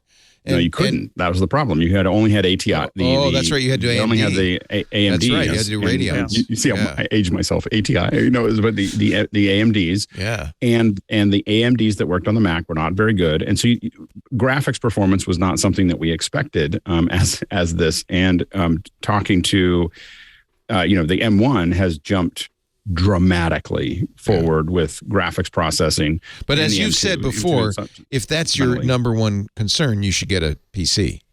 If you're going to really stack it up, you have to get a PC. I mean, and so the thing is that, like, if you, for some of the operations that I've done, we have PCs with four professional level NVIDIA cards and that kind of thing. And then we can't do that on a Mac. But the biggest problem Apple has right now is not that the hardware can't do what's necessary. It's that the software developers are not taking advantage of it. When I talked to Andy Carluccio, who's been up in the office, up in Twit, the more that they write straight to the Apple protocols, there's just more performance to pull out of those M1s and M2s all the time. And the developers just aren't using those yet because it's not as convenient, it's not as portable. So there's so much processing power. I mean, we can take my little studio, can do 16 1080p outputs, from Zoom at one time, and it's still just kind of humming along at about, I don't know, I think it's like 60%. Like, it's like, whatever. Yeah, we're running your four videos, mine as well, I guess, on kind of a base level Mac Mini. Mac Mini, and it could do a lot more. So the thing is that, like, when I'm running Resolve, I'm not running out of CPU or GPU. We used to have a Mac Mini for each of you. Remember Skypeosaurus? Yeah. We used to have your own dedicated Mac Mini. Now we're running all of you in one Mac Mini, and there's a lot of headroom. We could do a lot more. And that Mac Mini could do 8 of us, and so the thing is Apple's already made this giant step forward. The developers haven't caught up. Most of them haven't caught up to taking full advantage of it. So the real and where I see it, like in Resolve on my studio, it's my drive speed, my RAM. Those things make a big difference. I'm not tapping the CPU out. I only see it tap out when I'm doing like compression and a couple other things. And so and photogrammetry. But I think that I think that Apple, if the GPU didn't improve that much between over the next year, it probably would impact very few people, very, very few users. But it obviously, we want to see it keep growing at the pace that it's been growing. There's a certain amount of pride too. You don't want to say, well, we're not great on GPU, but that's the way it is. You want to compete. Which we got used to. We spent a decade not being able to say, well, it's a Mac. We don't really expect it to be that good at that. But, Williams, according to Wayne Ma, Williams and Suruji had grown close. The two men and their wives socialized together outside work. To convince Williams to say, Suruji offered Williams a 6-month paid sabbatical. Williams declined it. Court filings show that on Williams' last day at Apple, the company threw a going-away party with Suruji and his lieutenant Santanam praising Williams' work and presenting him with an iPad engraved with a message, "Thanks for making us fast." Not surprising, because because of that job market, if he leaves, if they leave in 2022, they could be back in 2024. Right. Yeah. Well, days later, Williams founded Nuvia with 2 other former Apple colleagues. Okay, true. Right. And the answer there was $10 million of stock that they got to do something. You got to understand Just on these all big you say companies- is, what are they offering you? And I'm going to match it. Except you cannot match it if what the option is. I'm going to start a company. I've got two Right, to make hundreds VCs, of Gill millions and of Tan, who are investing in it. They took board seats, and then I'll be back in a couple of years, and you'll be giving me $2 billion. How are you going to? And match I'll be that? running, and I'm going to run it because Johnny Shrewsbury isn't going anywhere at Apple, and this time I can run my own thing and call You my own can't shots. compete That's with the that. other part of this, Well, right? The main thing though is there's always the bird in the hand versus the bird in the bush. And so if you make it a sweet enough deal for a lot of folks, they'll go, well, I think I could do that. But if I'm getting, 10 or 20 or $30 million in stock options, that's a pretty big, that's a life-changing number, for a lot of folks. And that's what they obviously often refer to as the golden handcuffs, which is that we're just going to keep on. And I know people in a lot of Silicon Valley that they work for companies that throw them $1 million a year of stock. That's going to do it. It's going to slowly turn over to just make it harder to make that decision. Harder to take the risk, because it's always a risk when you walk out. And so I think that's what they couldn't offer him enough. They offered him six months off. That wasn't enough. They couldn't offer. Well, 6 months off is not. That's not much. Yeah, but give 6 months. 6 months to do nothing when you have people who are ambitious and you and don't want to do. you don't want to take 6 months off. You want to. They want you to say, we'll give you opportunities to do things that have been your goals for the past 5 years that you hitherto thought you would not be able to realize. You put your arm around him, say, I'm 58, I'm retiring in 3 years, and you're going to take my job. Maybe. Still, I think honestly. If I'm going to go out and start a company that you're going to buy for billions of dollars, $2 billion, probably more like $30 billion in a couple of years, it's pretty hard for them. The biggest problem Apple had was that people liked Williams, and many engineers followed him. In fact, according to Williams countersued, according to Williams lawyers, Santhanam at Apple warned Gill, the investor, that he'd face consequences if Nuvia continued hiring Apple employees. Oh, you're in a little trouble now. And you'll rue the day. Yeah. You'll be sorry. Williams filed his own suit claiming that Apple was stifling innovation by punishing him for merely coming up with the idea for a startup all on Apple. Yeah. Williams' lawyer said Apple's lawsuit has hurt his reputation and bogged Nuvia down in litigation. He accused Apple of spying inappropriately on Nuvia employees, noting that many of the call logs and text messages between Williams and others it has cited in its complaints occurred after work hours or even after he had left Apple. Oh boy. So these are a couple years old, these lawsuits, but this is lawsuits are where you dig up the ugly. Yeah, no kidding. The stuff that every company, every person tries to hide will come right to the surface in a lawsuit. This is why it's in nobody's interest to let it go that far. A few weeks after lodging the lawsuit in 2019, Apple gathered more than 100 senior members of the central processor team, flying in some from other parts of the country, to reveal the chip they'd been working on for years was the M1.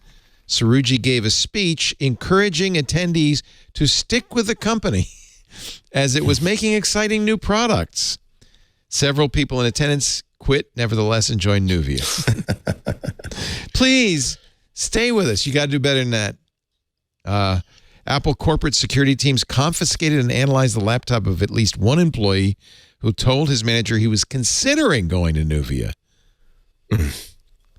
What this is good reporting by Wayne Ma at The Information. Inside Apple's war for chip talent. It's a very interesting read. I can see why Apple is at this point slowing down a little bit in its release of Macs and maybe even phones. I mean, that's what we began the show with today, and now maybe we understand.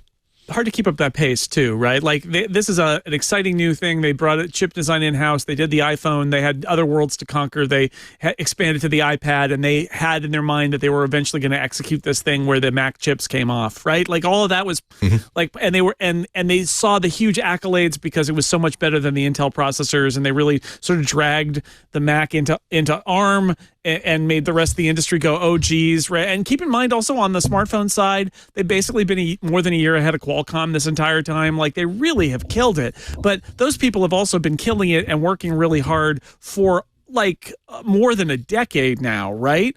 And it seems like a perfectly logical time to want to maybe step off or challenge yourself in a different way. And that is going to be, I mean, I think we've talked about this before here, but like, I think this is one of the biggest existential crises for Apple is that they've got a whole lot of people who have conquered all the worlds. And how do you keep them there? Because even if you offer them money, it's not always just about the money. I mean, it's about the money, but it's also about the challenge and doing something new. And Apple always is trying to do something new, but they also have to maintain a whole bunch of stuff, and that is not necessarily what the stars want to do. Yeah. Apple managers began showing a 2-slide presentation to employees warning them that chip startups are risky and that few end up being successful, according to a person. And who you'll saw never the get a job. It's like somebody's mom. A chip designer? What is that? You're never going to get a job. Get a now real in job. Silicon Valley. Nobody wants chips anymore. The presentation mentioned Gil, one of the investors by name, saying he was ultimately the one who had benefited from the hard work of the startup's employees. The slides also said it was safer for employees to stay at Apple during an economic downturn. And, oh, by the way, Apple is planning to release new products that will be game changers. The slides, this is the final paragraph. The slides raised eyebrows among former Apple Silicon engineers. Several of them said Apple's warnings were hypocritical, given that people like Santhanam had seen their careers flourish after working at a chip startup, PA Semi, which Apple then bought for many, many billions of dollars. Wow. I thought, this came out December 23rd, and I've just been waiting for 10 days now to talk about it. Very interesting story, though. It's awfully hard to control people who actually make things. It's very easy to control investors, people who are just, hey, we're the angel investor for this. So you wave enough money and they will sell or they will join whoever's board. When someone's job is to actually design chips, when someone's job is to actually write the software, it's really above. Make sure that after they've achieved a certain level of wealth, unless they have priorities that hit them with their third, fourth, or fifth child, it's really hard to simply keep them there with a higher paycheck. You really have to make sure that whatever it is they enjoy making, they're going to enjoy the next phase of that career even more. In non-Apple news, but relevant news, and this is another story that everybody was talking about while we were on our break. LastPass had perhaps the worst thing that could happen to a password manager happen to them. They admitted finally that the hackers who had broken in stole customer vault data, and that as far as we can tell, all of the customer vaults were lost to the bad guy. So I only say this as a word of warning. We advertised LastPass heavily for several years. They were a studio sponsor in 2020. And so I guess I owe you an apology. We still use it corporately, but I guess my recommendation would be at this point, maybe it's time to look elsewhere, or at the very least, if you're going to stay with LastPass, you now need to change all your passwords.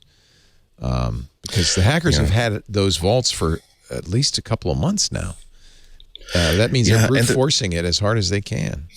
Yeah, and then there's still, unless I've missed some news, they're still being really cagey about when did the penetration occur, and also they were really cagey about there was an incident, but we don't feel the need to raise an alarm. But when you need to give people the option of the moment that even if I think that I'm overreacting by changing my most important passwords, you have to give me that you have to give me that opportunity to overreact. Yeah. Because maybe I'm not overreacting. Yeah. It all followed on an August break-in And then last month, LastPass, actually November, LastPass CEO said certain elements of customer information were gained. Now we know that the certain elements included your vaults. And also because LastPass did not encrypt metadata like the sites that you had passwords for, all the sites you'd visited.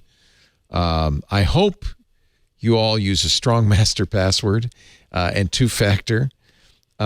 Even then, there's some risks. Steve Gibson will be covering this in a few minutes on Security Now. The title of his show is Leaving LastPass. We at the time, when the first information came out, Steve went over it and said, you're probably all right because failing, the password vault's well encrypted, and failing the loss of those vaults, you're probably all right. Well, now we know they got the vaults. Something to pay attention to, I guess, because brute force is very powerful these days. Yeah. Anything else? Let's see what else we wanted to talk about. Oh, Apple battery replacements going up. So is it too late to get your new battery quickly? Get it before March 1st. I guess that's when the batteries go up. Yeah, and also check for Apple warranty extension programs to see if your phone or your laptop actually has a extended warranty for just the battery.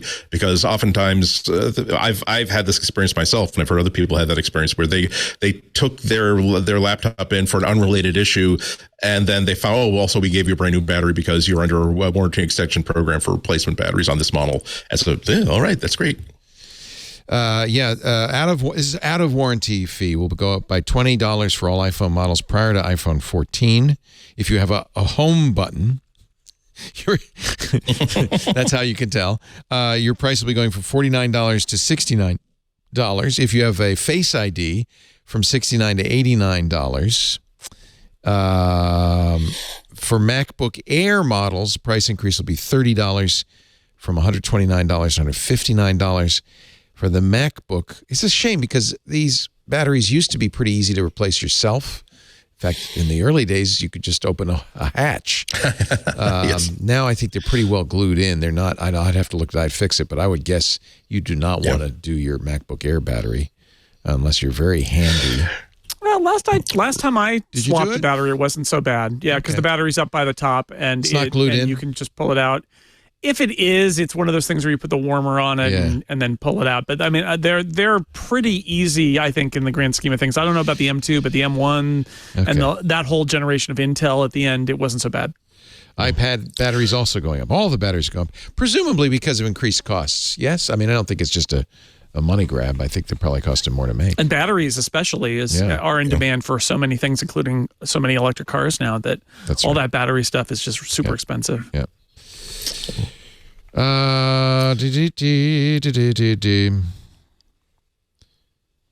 Remember the Wall Street Power books that actually had like two cartridges for battery? Those are great. You could so basically you could have either double extend your battery life, or you could be running off of one. You have like another one in the bag. When you're running low, you just simply put in the second one on the left, remove the other one on the right, drop that in the charger, and keep on going back to Macworld Expo.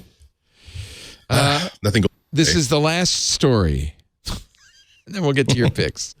And I don't even know if this is a story. Apple adds iOS 16.2's Home app upgrade to internal list of major issues. Apple says that the home architecture update, which they were planning for 16.2, is going to have to hold up. Yeah, they're going to have to wait for a bit. You used to get the option if you knew where to look. It was like surreptitiously you could update to the new home architecture, which will support Matter down the road and all of that. And that option disappeared without a software update. So there was obviously a switch somewhere where Apple was like, look, we're going to roll this out and we're going to hide it, and the nerds are going to install it. And if there are any problems, we're going to turn that button Apparently off. there were. And there were. I mean, I admire them for not just rolling it out to everybody and saying, good luck, everybody. Instead, they were like, hide it and have the kill switch, and then they flip the kill switch. So I guess there are issues there. So if you're waiting for the next generation of HomeKit and the home app, and then Matter support. Apparently, they're just wait a little bit longer. Hold up. Yeah. Wait a second. Hold on here. there. Yeah. Just to tap the brakes. The intention was to offer a faster, more reliable app. Also, slight adjustments to the design, which are probably much needed. Apple claimed the update would improve the app experience, but a significant amount of users reported their HomeKit devices, scenes, and setups were broken after the update. This is all according to Mac Rumors. The widespread issues caused by the update forced Apple to pull the upgrade. Now Mac Rumors has learned Apple has added the Home app update to a database of hardware and software issues internally. This is a list used by Apple stores, and authorized service providers. Typically, it only includes widespread issues faced by customers. It's rare that you'd see this for software. You see it for hardware more. So a big deal. This is in effect a warning to customer service and technicians. Yeah, that doesn't work so good. Yeah, HomeKit still isn't working very Still well. not working so good. Sorry. So It's still you're still better off with one of those like reacher claws to turn switches on and off if you want to leave bed. Just for the time being, they're on it. I'm sure they're on it. Home automation, I tell you. I tells you. Jason, I feel like you're a home automation guy. You got all the light switches. I got some lights. I got some stuff. I got it. Although my favorite home automation stuff is the stuff that's invisible and that regular people don't need to know is smart. So like the Lutron Caseta stuff, which is it's got its own back end wireless network that doesn't ever go down. It has there are switches in the wall so that they are smart switches, but nobody needs to know. You can buttons, you can turn them on and off. Because the worst ones are where there's like tape over the light switch and there's a sign that says like, don't turn this off. And then somebody in your house who's not you turns to you and is like, how do I get that light on? It's like, well, you got to take out your phone and go to the app. And like that is, you've lost at that point, right? Yep. So it needs to be stuff where there can be a button or a switch somewhere that actually works. And I do love the smart home stuff, but I mostly, again, I want it to be usable by regular people, and then I use it for like automation and stuff where like it can come on at certain times and off at certain times, and most of that is what I use that stuff for now. Like the lights outside come on at a certain time after sunset. That's good. Turn off midnight. It's that kind of stuff. Yeah. One more story. You remember when the crash detection became a problem on roller coasters? Apparently, a 911 dispatcher fielded 71 calls from skiers over one weekend in Colorado. Colorado Sun reports that 71 automatic calls went to Summit County's 911 center from 4 separate ski areas, triggered automatically by crash detection in iPhone 14, 14 Pro, and the new Watch Series 8. Apparently skiing now is something you should take your watch off for. Or just learn to ignore it. This winter, somebody at Apple is spending a lot of time on the slopes, doing some data analysis and gathering so that they can train their model to work, right? Because like the model should be able to realize that you're sledding or skiing and not fire off then, but they didn't do that. Here's the problem. It's the problem for the 911 too. If it's a real emergency, Apple doesn't want to ignore it, nor does 911 want to ignore it. Pitkin County 911 in Colorado gets 15 to 20 automated calls a day from skiers, not one of which has been a real emergency. Yeah, that's. But they have to check every one. You can't. And there's some irresponsibility on the user's part too. I mean, Apple needs to train this better. But I will say, when that thing fires off, you are prompted, right? Like, and maybe Apple should do a better job of having it make a shrill noise or whatever, but like you are immediately asked, are you okay? And if you don't respond, then it sends the message, which but how many of us, why, right? How many of us have looked down and said, oh, let me turn that off. Yeah. That's happened to me. But again, I think this is on Apple to make that more visible, and two, the training. Either the training needs to be better, or it needs to lock out certain areas. But it sounds to me, I'm actually surprised that stuff like sledding is setting it off, because while I know that there are bumps and stuff, I get it. You should be able to, like, the profile, the speed you're going, where you are. There are so many inputs that should be able to detect that is not a car crash. I suspect there are going to be a few of these, a lot of these, who knows, and Apple will one by one fix them. according to Pickens County Dispatch Center Director Brett Loeb, they've spoken to Apple about the issue, and Apple says a fix is on the way in Q1 2023. So I will say that I have had a situation where, in skiing, where I took a pretty hard hit and woke up wedged between a tree and and the ground. Then you want, and it would have been really nice to have someone come, because I spent a lot of time there trying to get a hold of somebody. This would be long before the watches. So I was much younger. But another factor specifically for skiing and sledding is that, okay, so you've got your watch, but it's under a couple of layers of coat, and you've got gloves on, and that's probably why more in skiing. Yep. So it's hard. So it would be hard to know that by the way your phone is calling 911, and if you know that the timer is going, like how quickly can you get that glove off to get it going? I wonder if there are alternative. I wonder if there are alternative ways, like wrist gestures, to say cancel. Right. All right. Go ahead. You just be shaking your hand. Don't do that. I'm still alive. I've had it go off just from slapping the desk, So, yeah. Actually, that's fall detection. That's not crash detection. But they say specifically this is crash detection. Yeah. All right. Let us take a little break. And when we come back, if you would, prepare your picks of the week. Hey, everybody. It's Leo Laporte, the founder and host of many of the Twit podcasts. I don't normally talk to you about advertising, but I want to take a moment to do that right now. Our mission statement at Twit, we're dedicated to building a highly engaged community of tech enthusiasts. That's our audience. And you, I guess, since you're listening, by offering them the knowledge they need to understand and use technology in today's world. To do that, we also create partnerships with trusted brands and make important introductions between them and our audience. It's how we finance our podcasts, but it's also, and our audience tells us this all the time, a part of the service we offer. It's a valued bit of information for our audience members. They want to know about great brands like yours. So can we help you by introducing you to our highly qualified audience? And boy, you get a lot with advertising on the Twit podcasts. Partnering with Twit means you're going to get, if I may say so humbly, the gold standard in podcast advertising.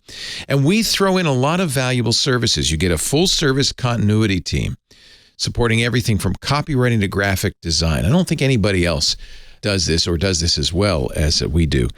You get ads that are embedded in our content that are unique every time. I read them, our hosts read them. We always over-deliver on impressions. And frankly, we're here to talk about your product. So we really give our listeners a great introduction to what you offer. We've got onboarding services, ad tech with pod sites. That's free for direct clients.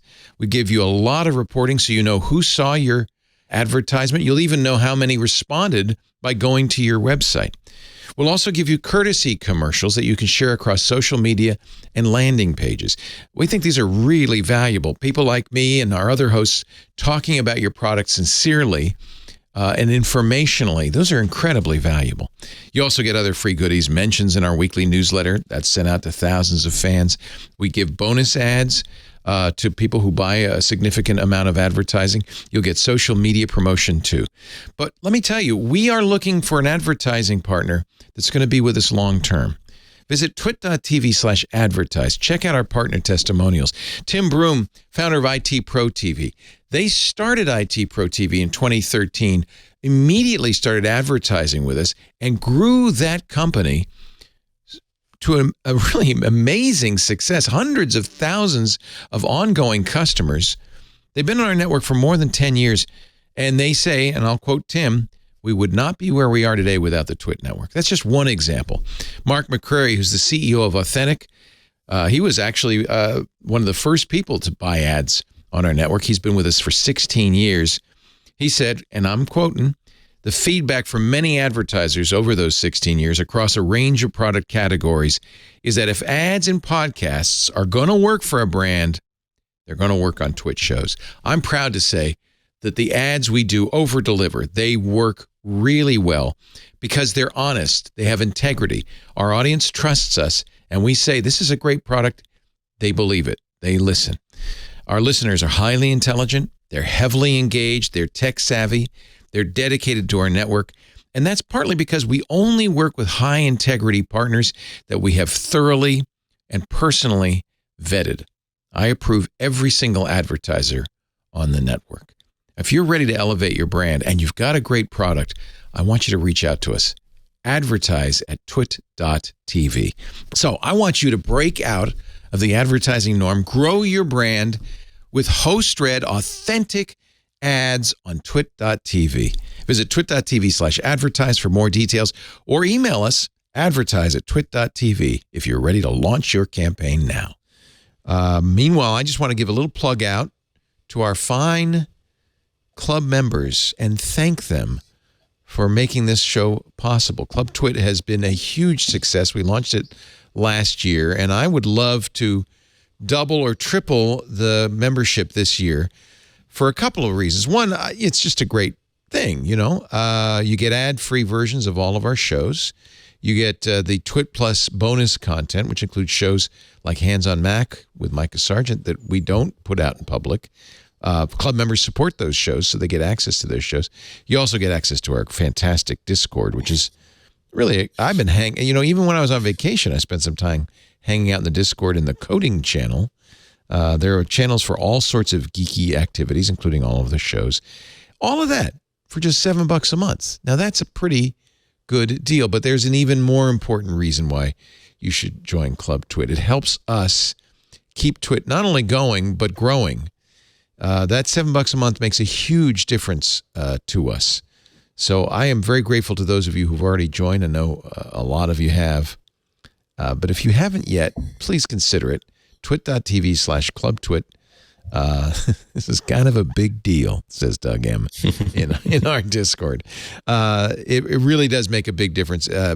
You probably saw the, maybe you didn't, but we certainly, everybody in podcasting did see the article in The Verge this past week about how podcasting was about to crash because advertisers were pulling back significantly. We've known that for a couple of months. It really makes a big difference. Twit.tv/clubtwit. You know, someday I dream of a day where we don't even need advertisers, where the club supports it all. That would be fantastic. Twit.tv/clubtwit. Join us, says the club. All right, time for the picks of the week. Let's start with the big bucks guy, Alex Lindsay, so I'll know how much I have left for Jason and Andy. No whammies. Big bucks, big bucks. So I was able to pick up I got a little bit of a sale on a June oven, and I love my June. I love my June. So much fun. Yeah. It's so much fun. I think I've made a meal every day in it since I opened it. I love it so much. I got it from I got it from my mom. Because she's 90. She just turned 90 yesterday. Happy birthday, Mom. And she, you know, it doesn't cook much anymore. So she said, honey, I just put a bagel in and it knew it was a bagel and it toasted it perfectly. And then they have an egg thing. You could put an egg in and it'll cook the egg. And she got one for me. She said, this is so great. So it's really, it did come up. The discussion did come up with once you have one, you know, the egg sandwiches for the whole family would be easier to do if we had two Junes. Exactly. And then we could do the bread in one of them and the eggs in another. That's exactly the problem. Together. Right. Yeah, I have to do two separate stages. I need a second June. Yeah. My wife was like, whoa, just one. I was like, but we can stack them, and so you cannot stack them. I have to tell you, they need to cool. They need that fresh air all around them. Yeah, these are not Mac Minis, Alex. You can't like quad the processing power by just simply.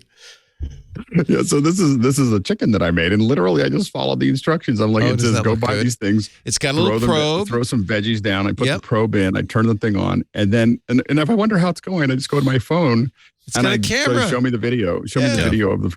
Oh, it looks pretty good, and so it is, and then it'll pair to multiple phones. So so not everybody has to use my phone to use it. They can, so my kids can have their own whatever they want to do. The new ones are air fryers too. Do you use the air fryer at all? I haven't used the air fryer yet. I literally I just gave it to Carlita about at Christmas, and so okay. So I've only had a couple days, but it's just like obviously it replaced the replaced the very old toaster, the 20-year-old toaster that we had. And it's been a huge jump forward. And so again, I wouldn't say it's the best thing for toasting bread. You probably should have a separate toaster. We don't. But I don't know, I gave it. As soon as the toast came out, good enough. It's good. It's a little slower than a toaster is, I guess. It is slower unless you have. It depends on how many slices. No, you're right. There's 4 of us, and so you put them all in there and turn it all on, and off you go. That's a good point. We made a bunch of grilled. That's the first thing that seems a lot of us do. I talked to a couple other people that are like grilled cheese sandwich works out great. How do you do that? Oh, you do it open. So you have you take the little pan and then you flip it over. You butter it, and then you put it open, and then you just flip it together, and it's super easy and it works really well. But this thing has an Android device in the front, and it has the camera, so it knows. So I guess if you put it in open face, it goes, "Oh, you want to make grilled cheese?" And you go, "Yeah." It did. It just jumped right in, and it tells you how to do the whole thing. Yeah. I said, "How do you want it? Like, are you using whole wheat or white? How do you want it?" Like it literally asked, "Like, are you using whole wheat or white?" I was like, "Okay, I'm using whole wheat," and I will admit that I have a tendency to buy appliances for my kitchen. So I'm very bad that way. Well, Stacy Higginbotham told me about the June. I bought it when they first were starting out. It was $1,500.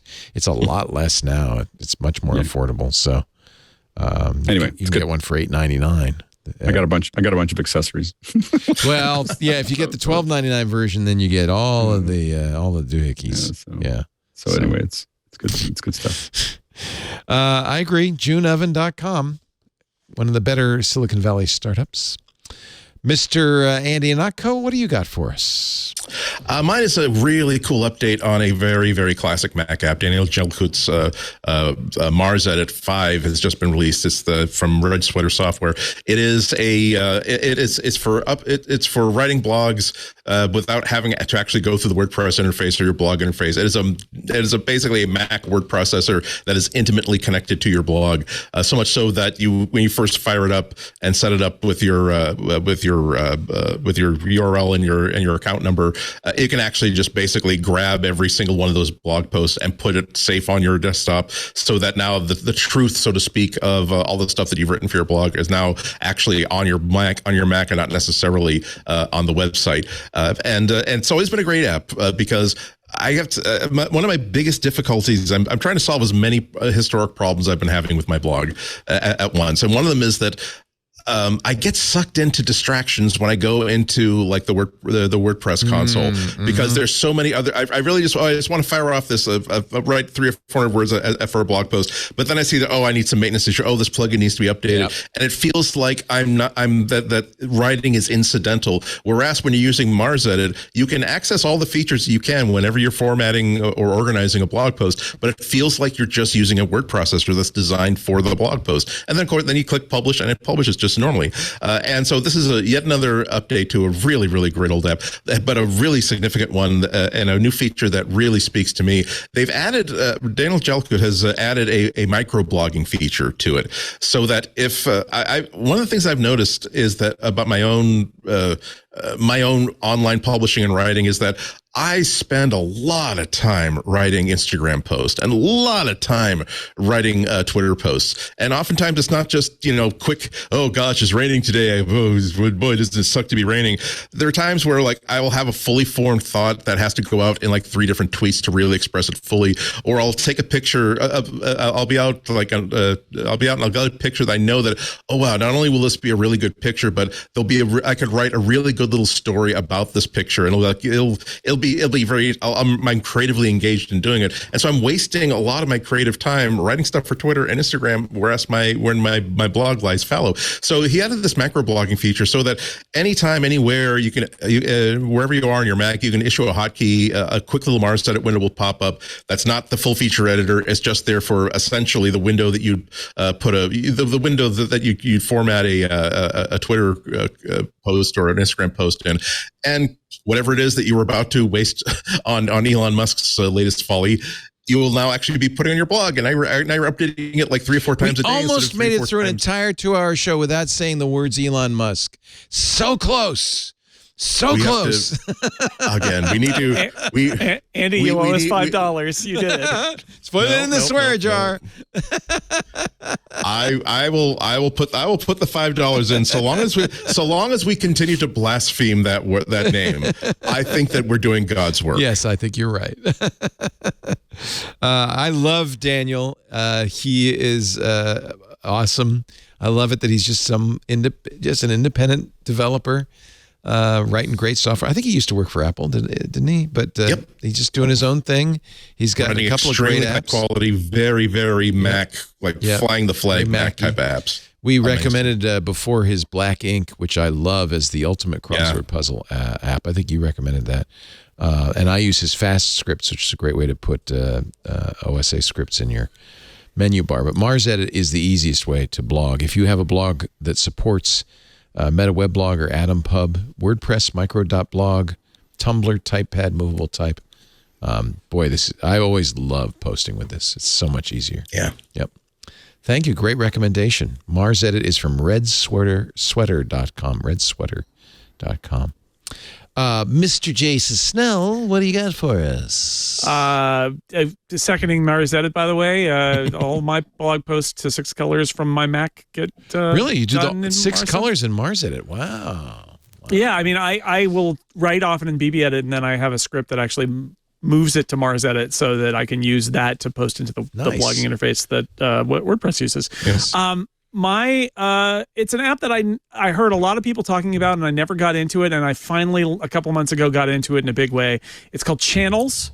It's available at getchannels.com. It is a server app you run somewhere in your house, and then it's got client apps for Mac and iPhone and iPad and Apple TV and a bunch of other. There's an Android app, I think, and like, here's the thing. So it's a DVR server that you run at home, which means if you're somebody who's a cord cutter and you're doing over the air on an antenna, you can buy a box that connects to your device, and boom, now you've got a DVR. Your server is a DVR accessible from anywhere on the internet, not just in your house.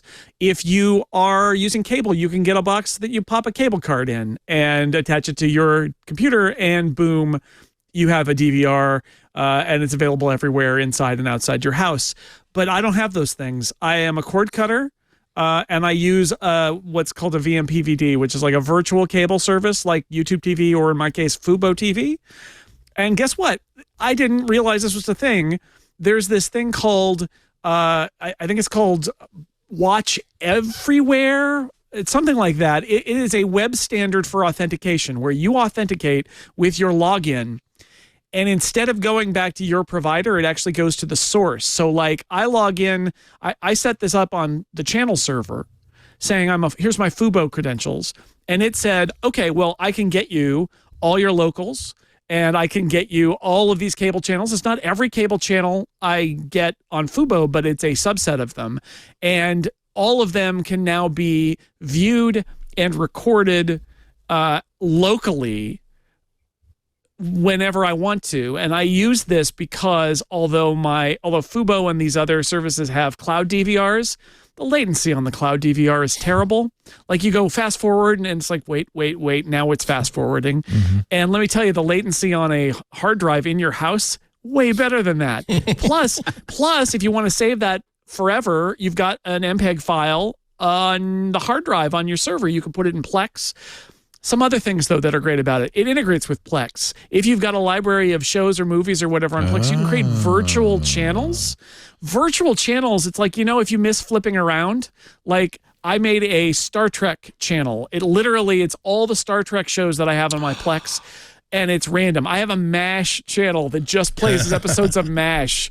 And you can set, like, do you want it to be random? Do you want it to be sequential? Do you want to do like a mini marathon where it groups like 5 sequential ones together and then goes to another random block? You can choose multiple shows, multiple movies. I have a Miyazaki channel. You just flip it on. What's on the Miyazaki channel right now? And it'll be one of the Miyazaki movies that I've got. Hysterical. It's amazing. And then, so that's good. The DVR is great because I'm recording like Jeopardy, and it's so much better to have that on a local DVR than on the cloud DVR. And then my last item is, a lot of these services, when you leave your region, you lose access to what you have because you're not. So I'm visiting my mom. I'm visiting my mom in Phoenix, and the 49ers are playing, right? Yeah. And I want to see the game, and it's not on. Could not watch it. I was so upset. It's not on in Phoenix, but you know where it is on is in my house where my channel server is. And so I was able to not watch it on Fubo, but I could load the channels app on my iPad.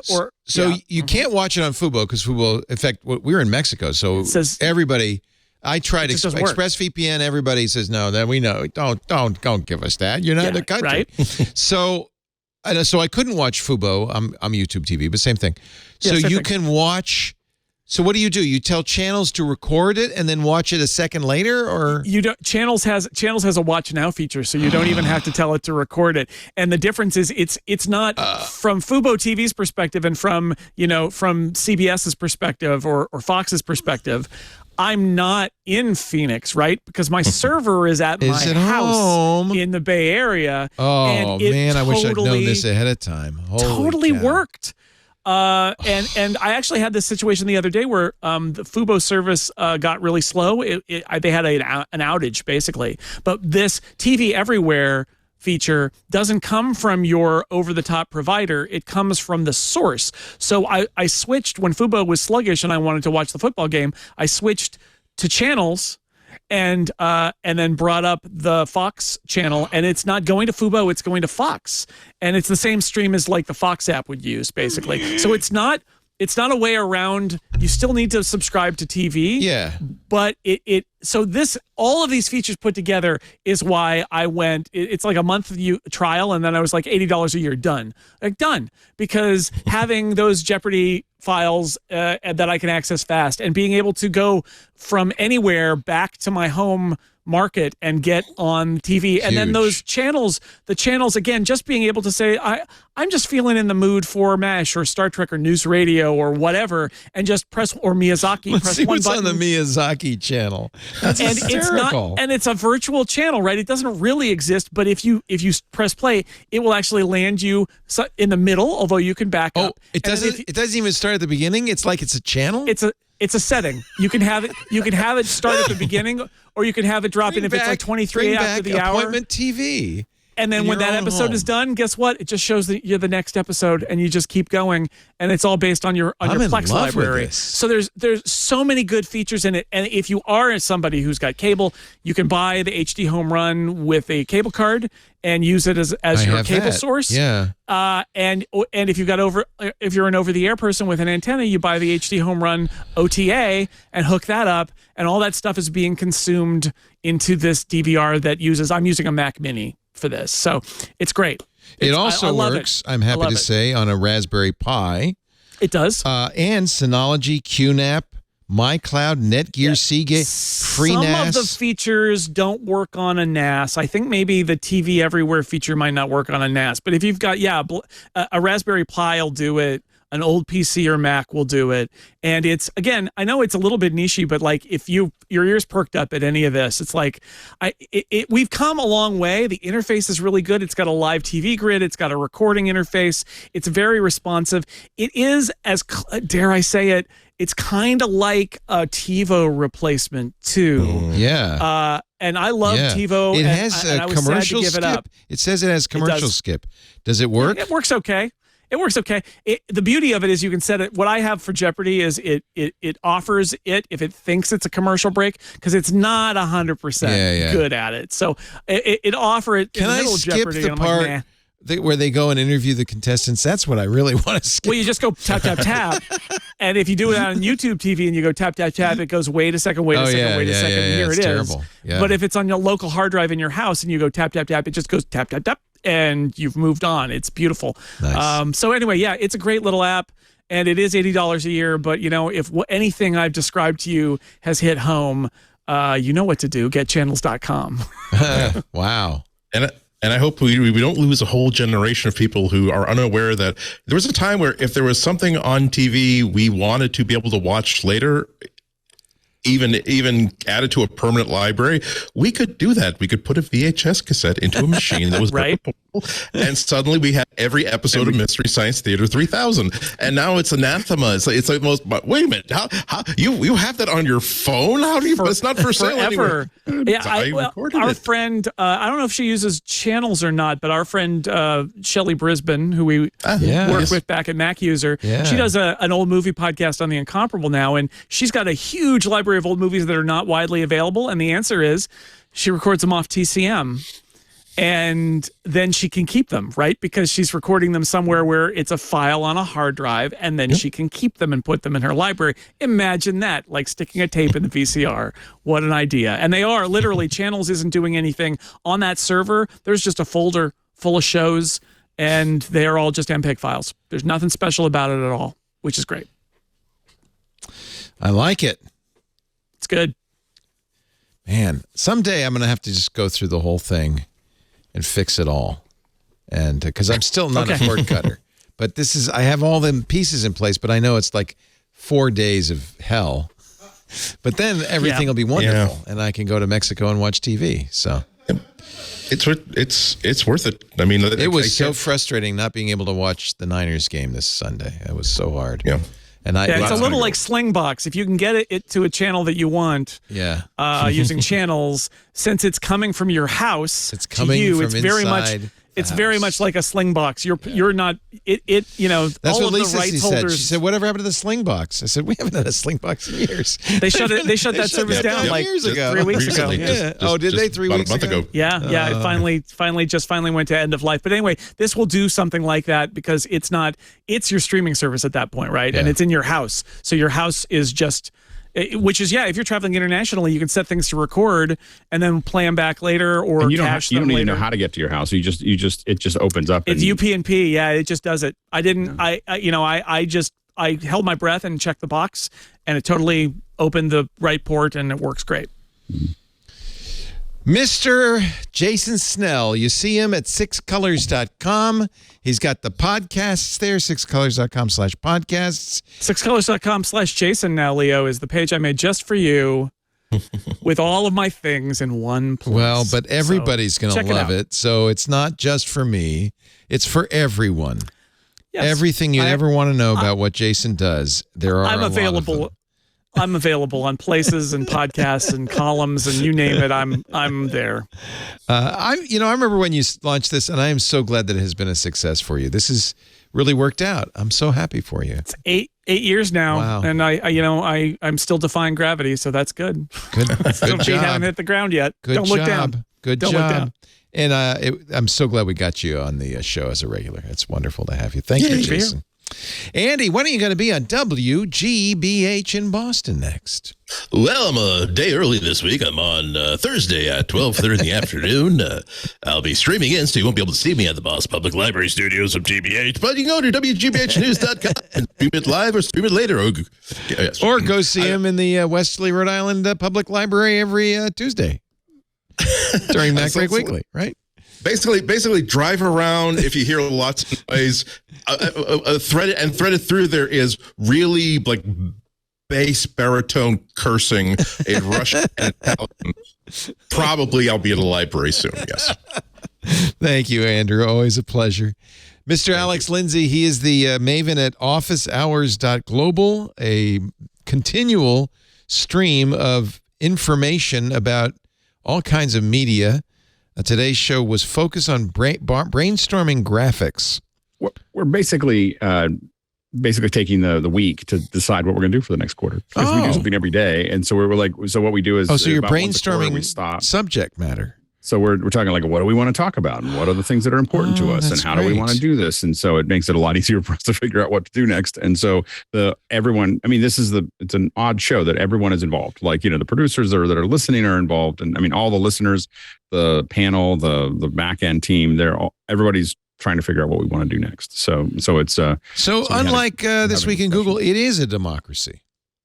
It's something like a democracy. It's a collaboration. We don't really do any voting. Oh, we vote for the questions. So there you go. So that's it. And by the way, I did look for a render of how ET felt when they released the that horrible game. Let's see what Midjourney says. Oh, he was unhappy. E.T. was very unhappy. I got all dressed up, and he was just that's really good. Not impressed at all. That's Midjourney? That's really good. Yeah, that's Midjourney. Wow. Yeah, that's really, it's gotten so good. Fun clip, yeah.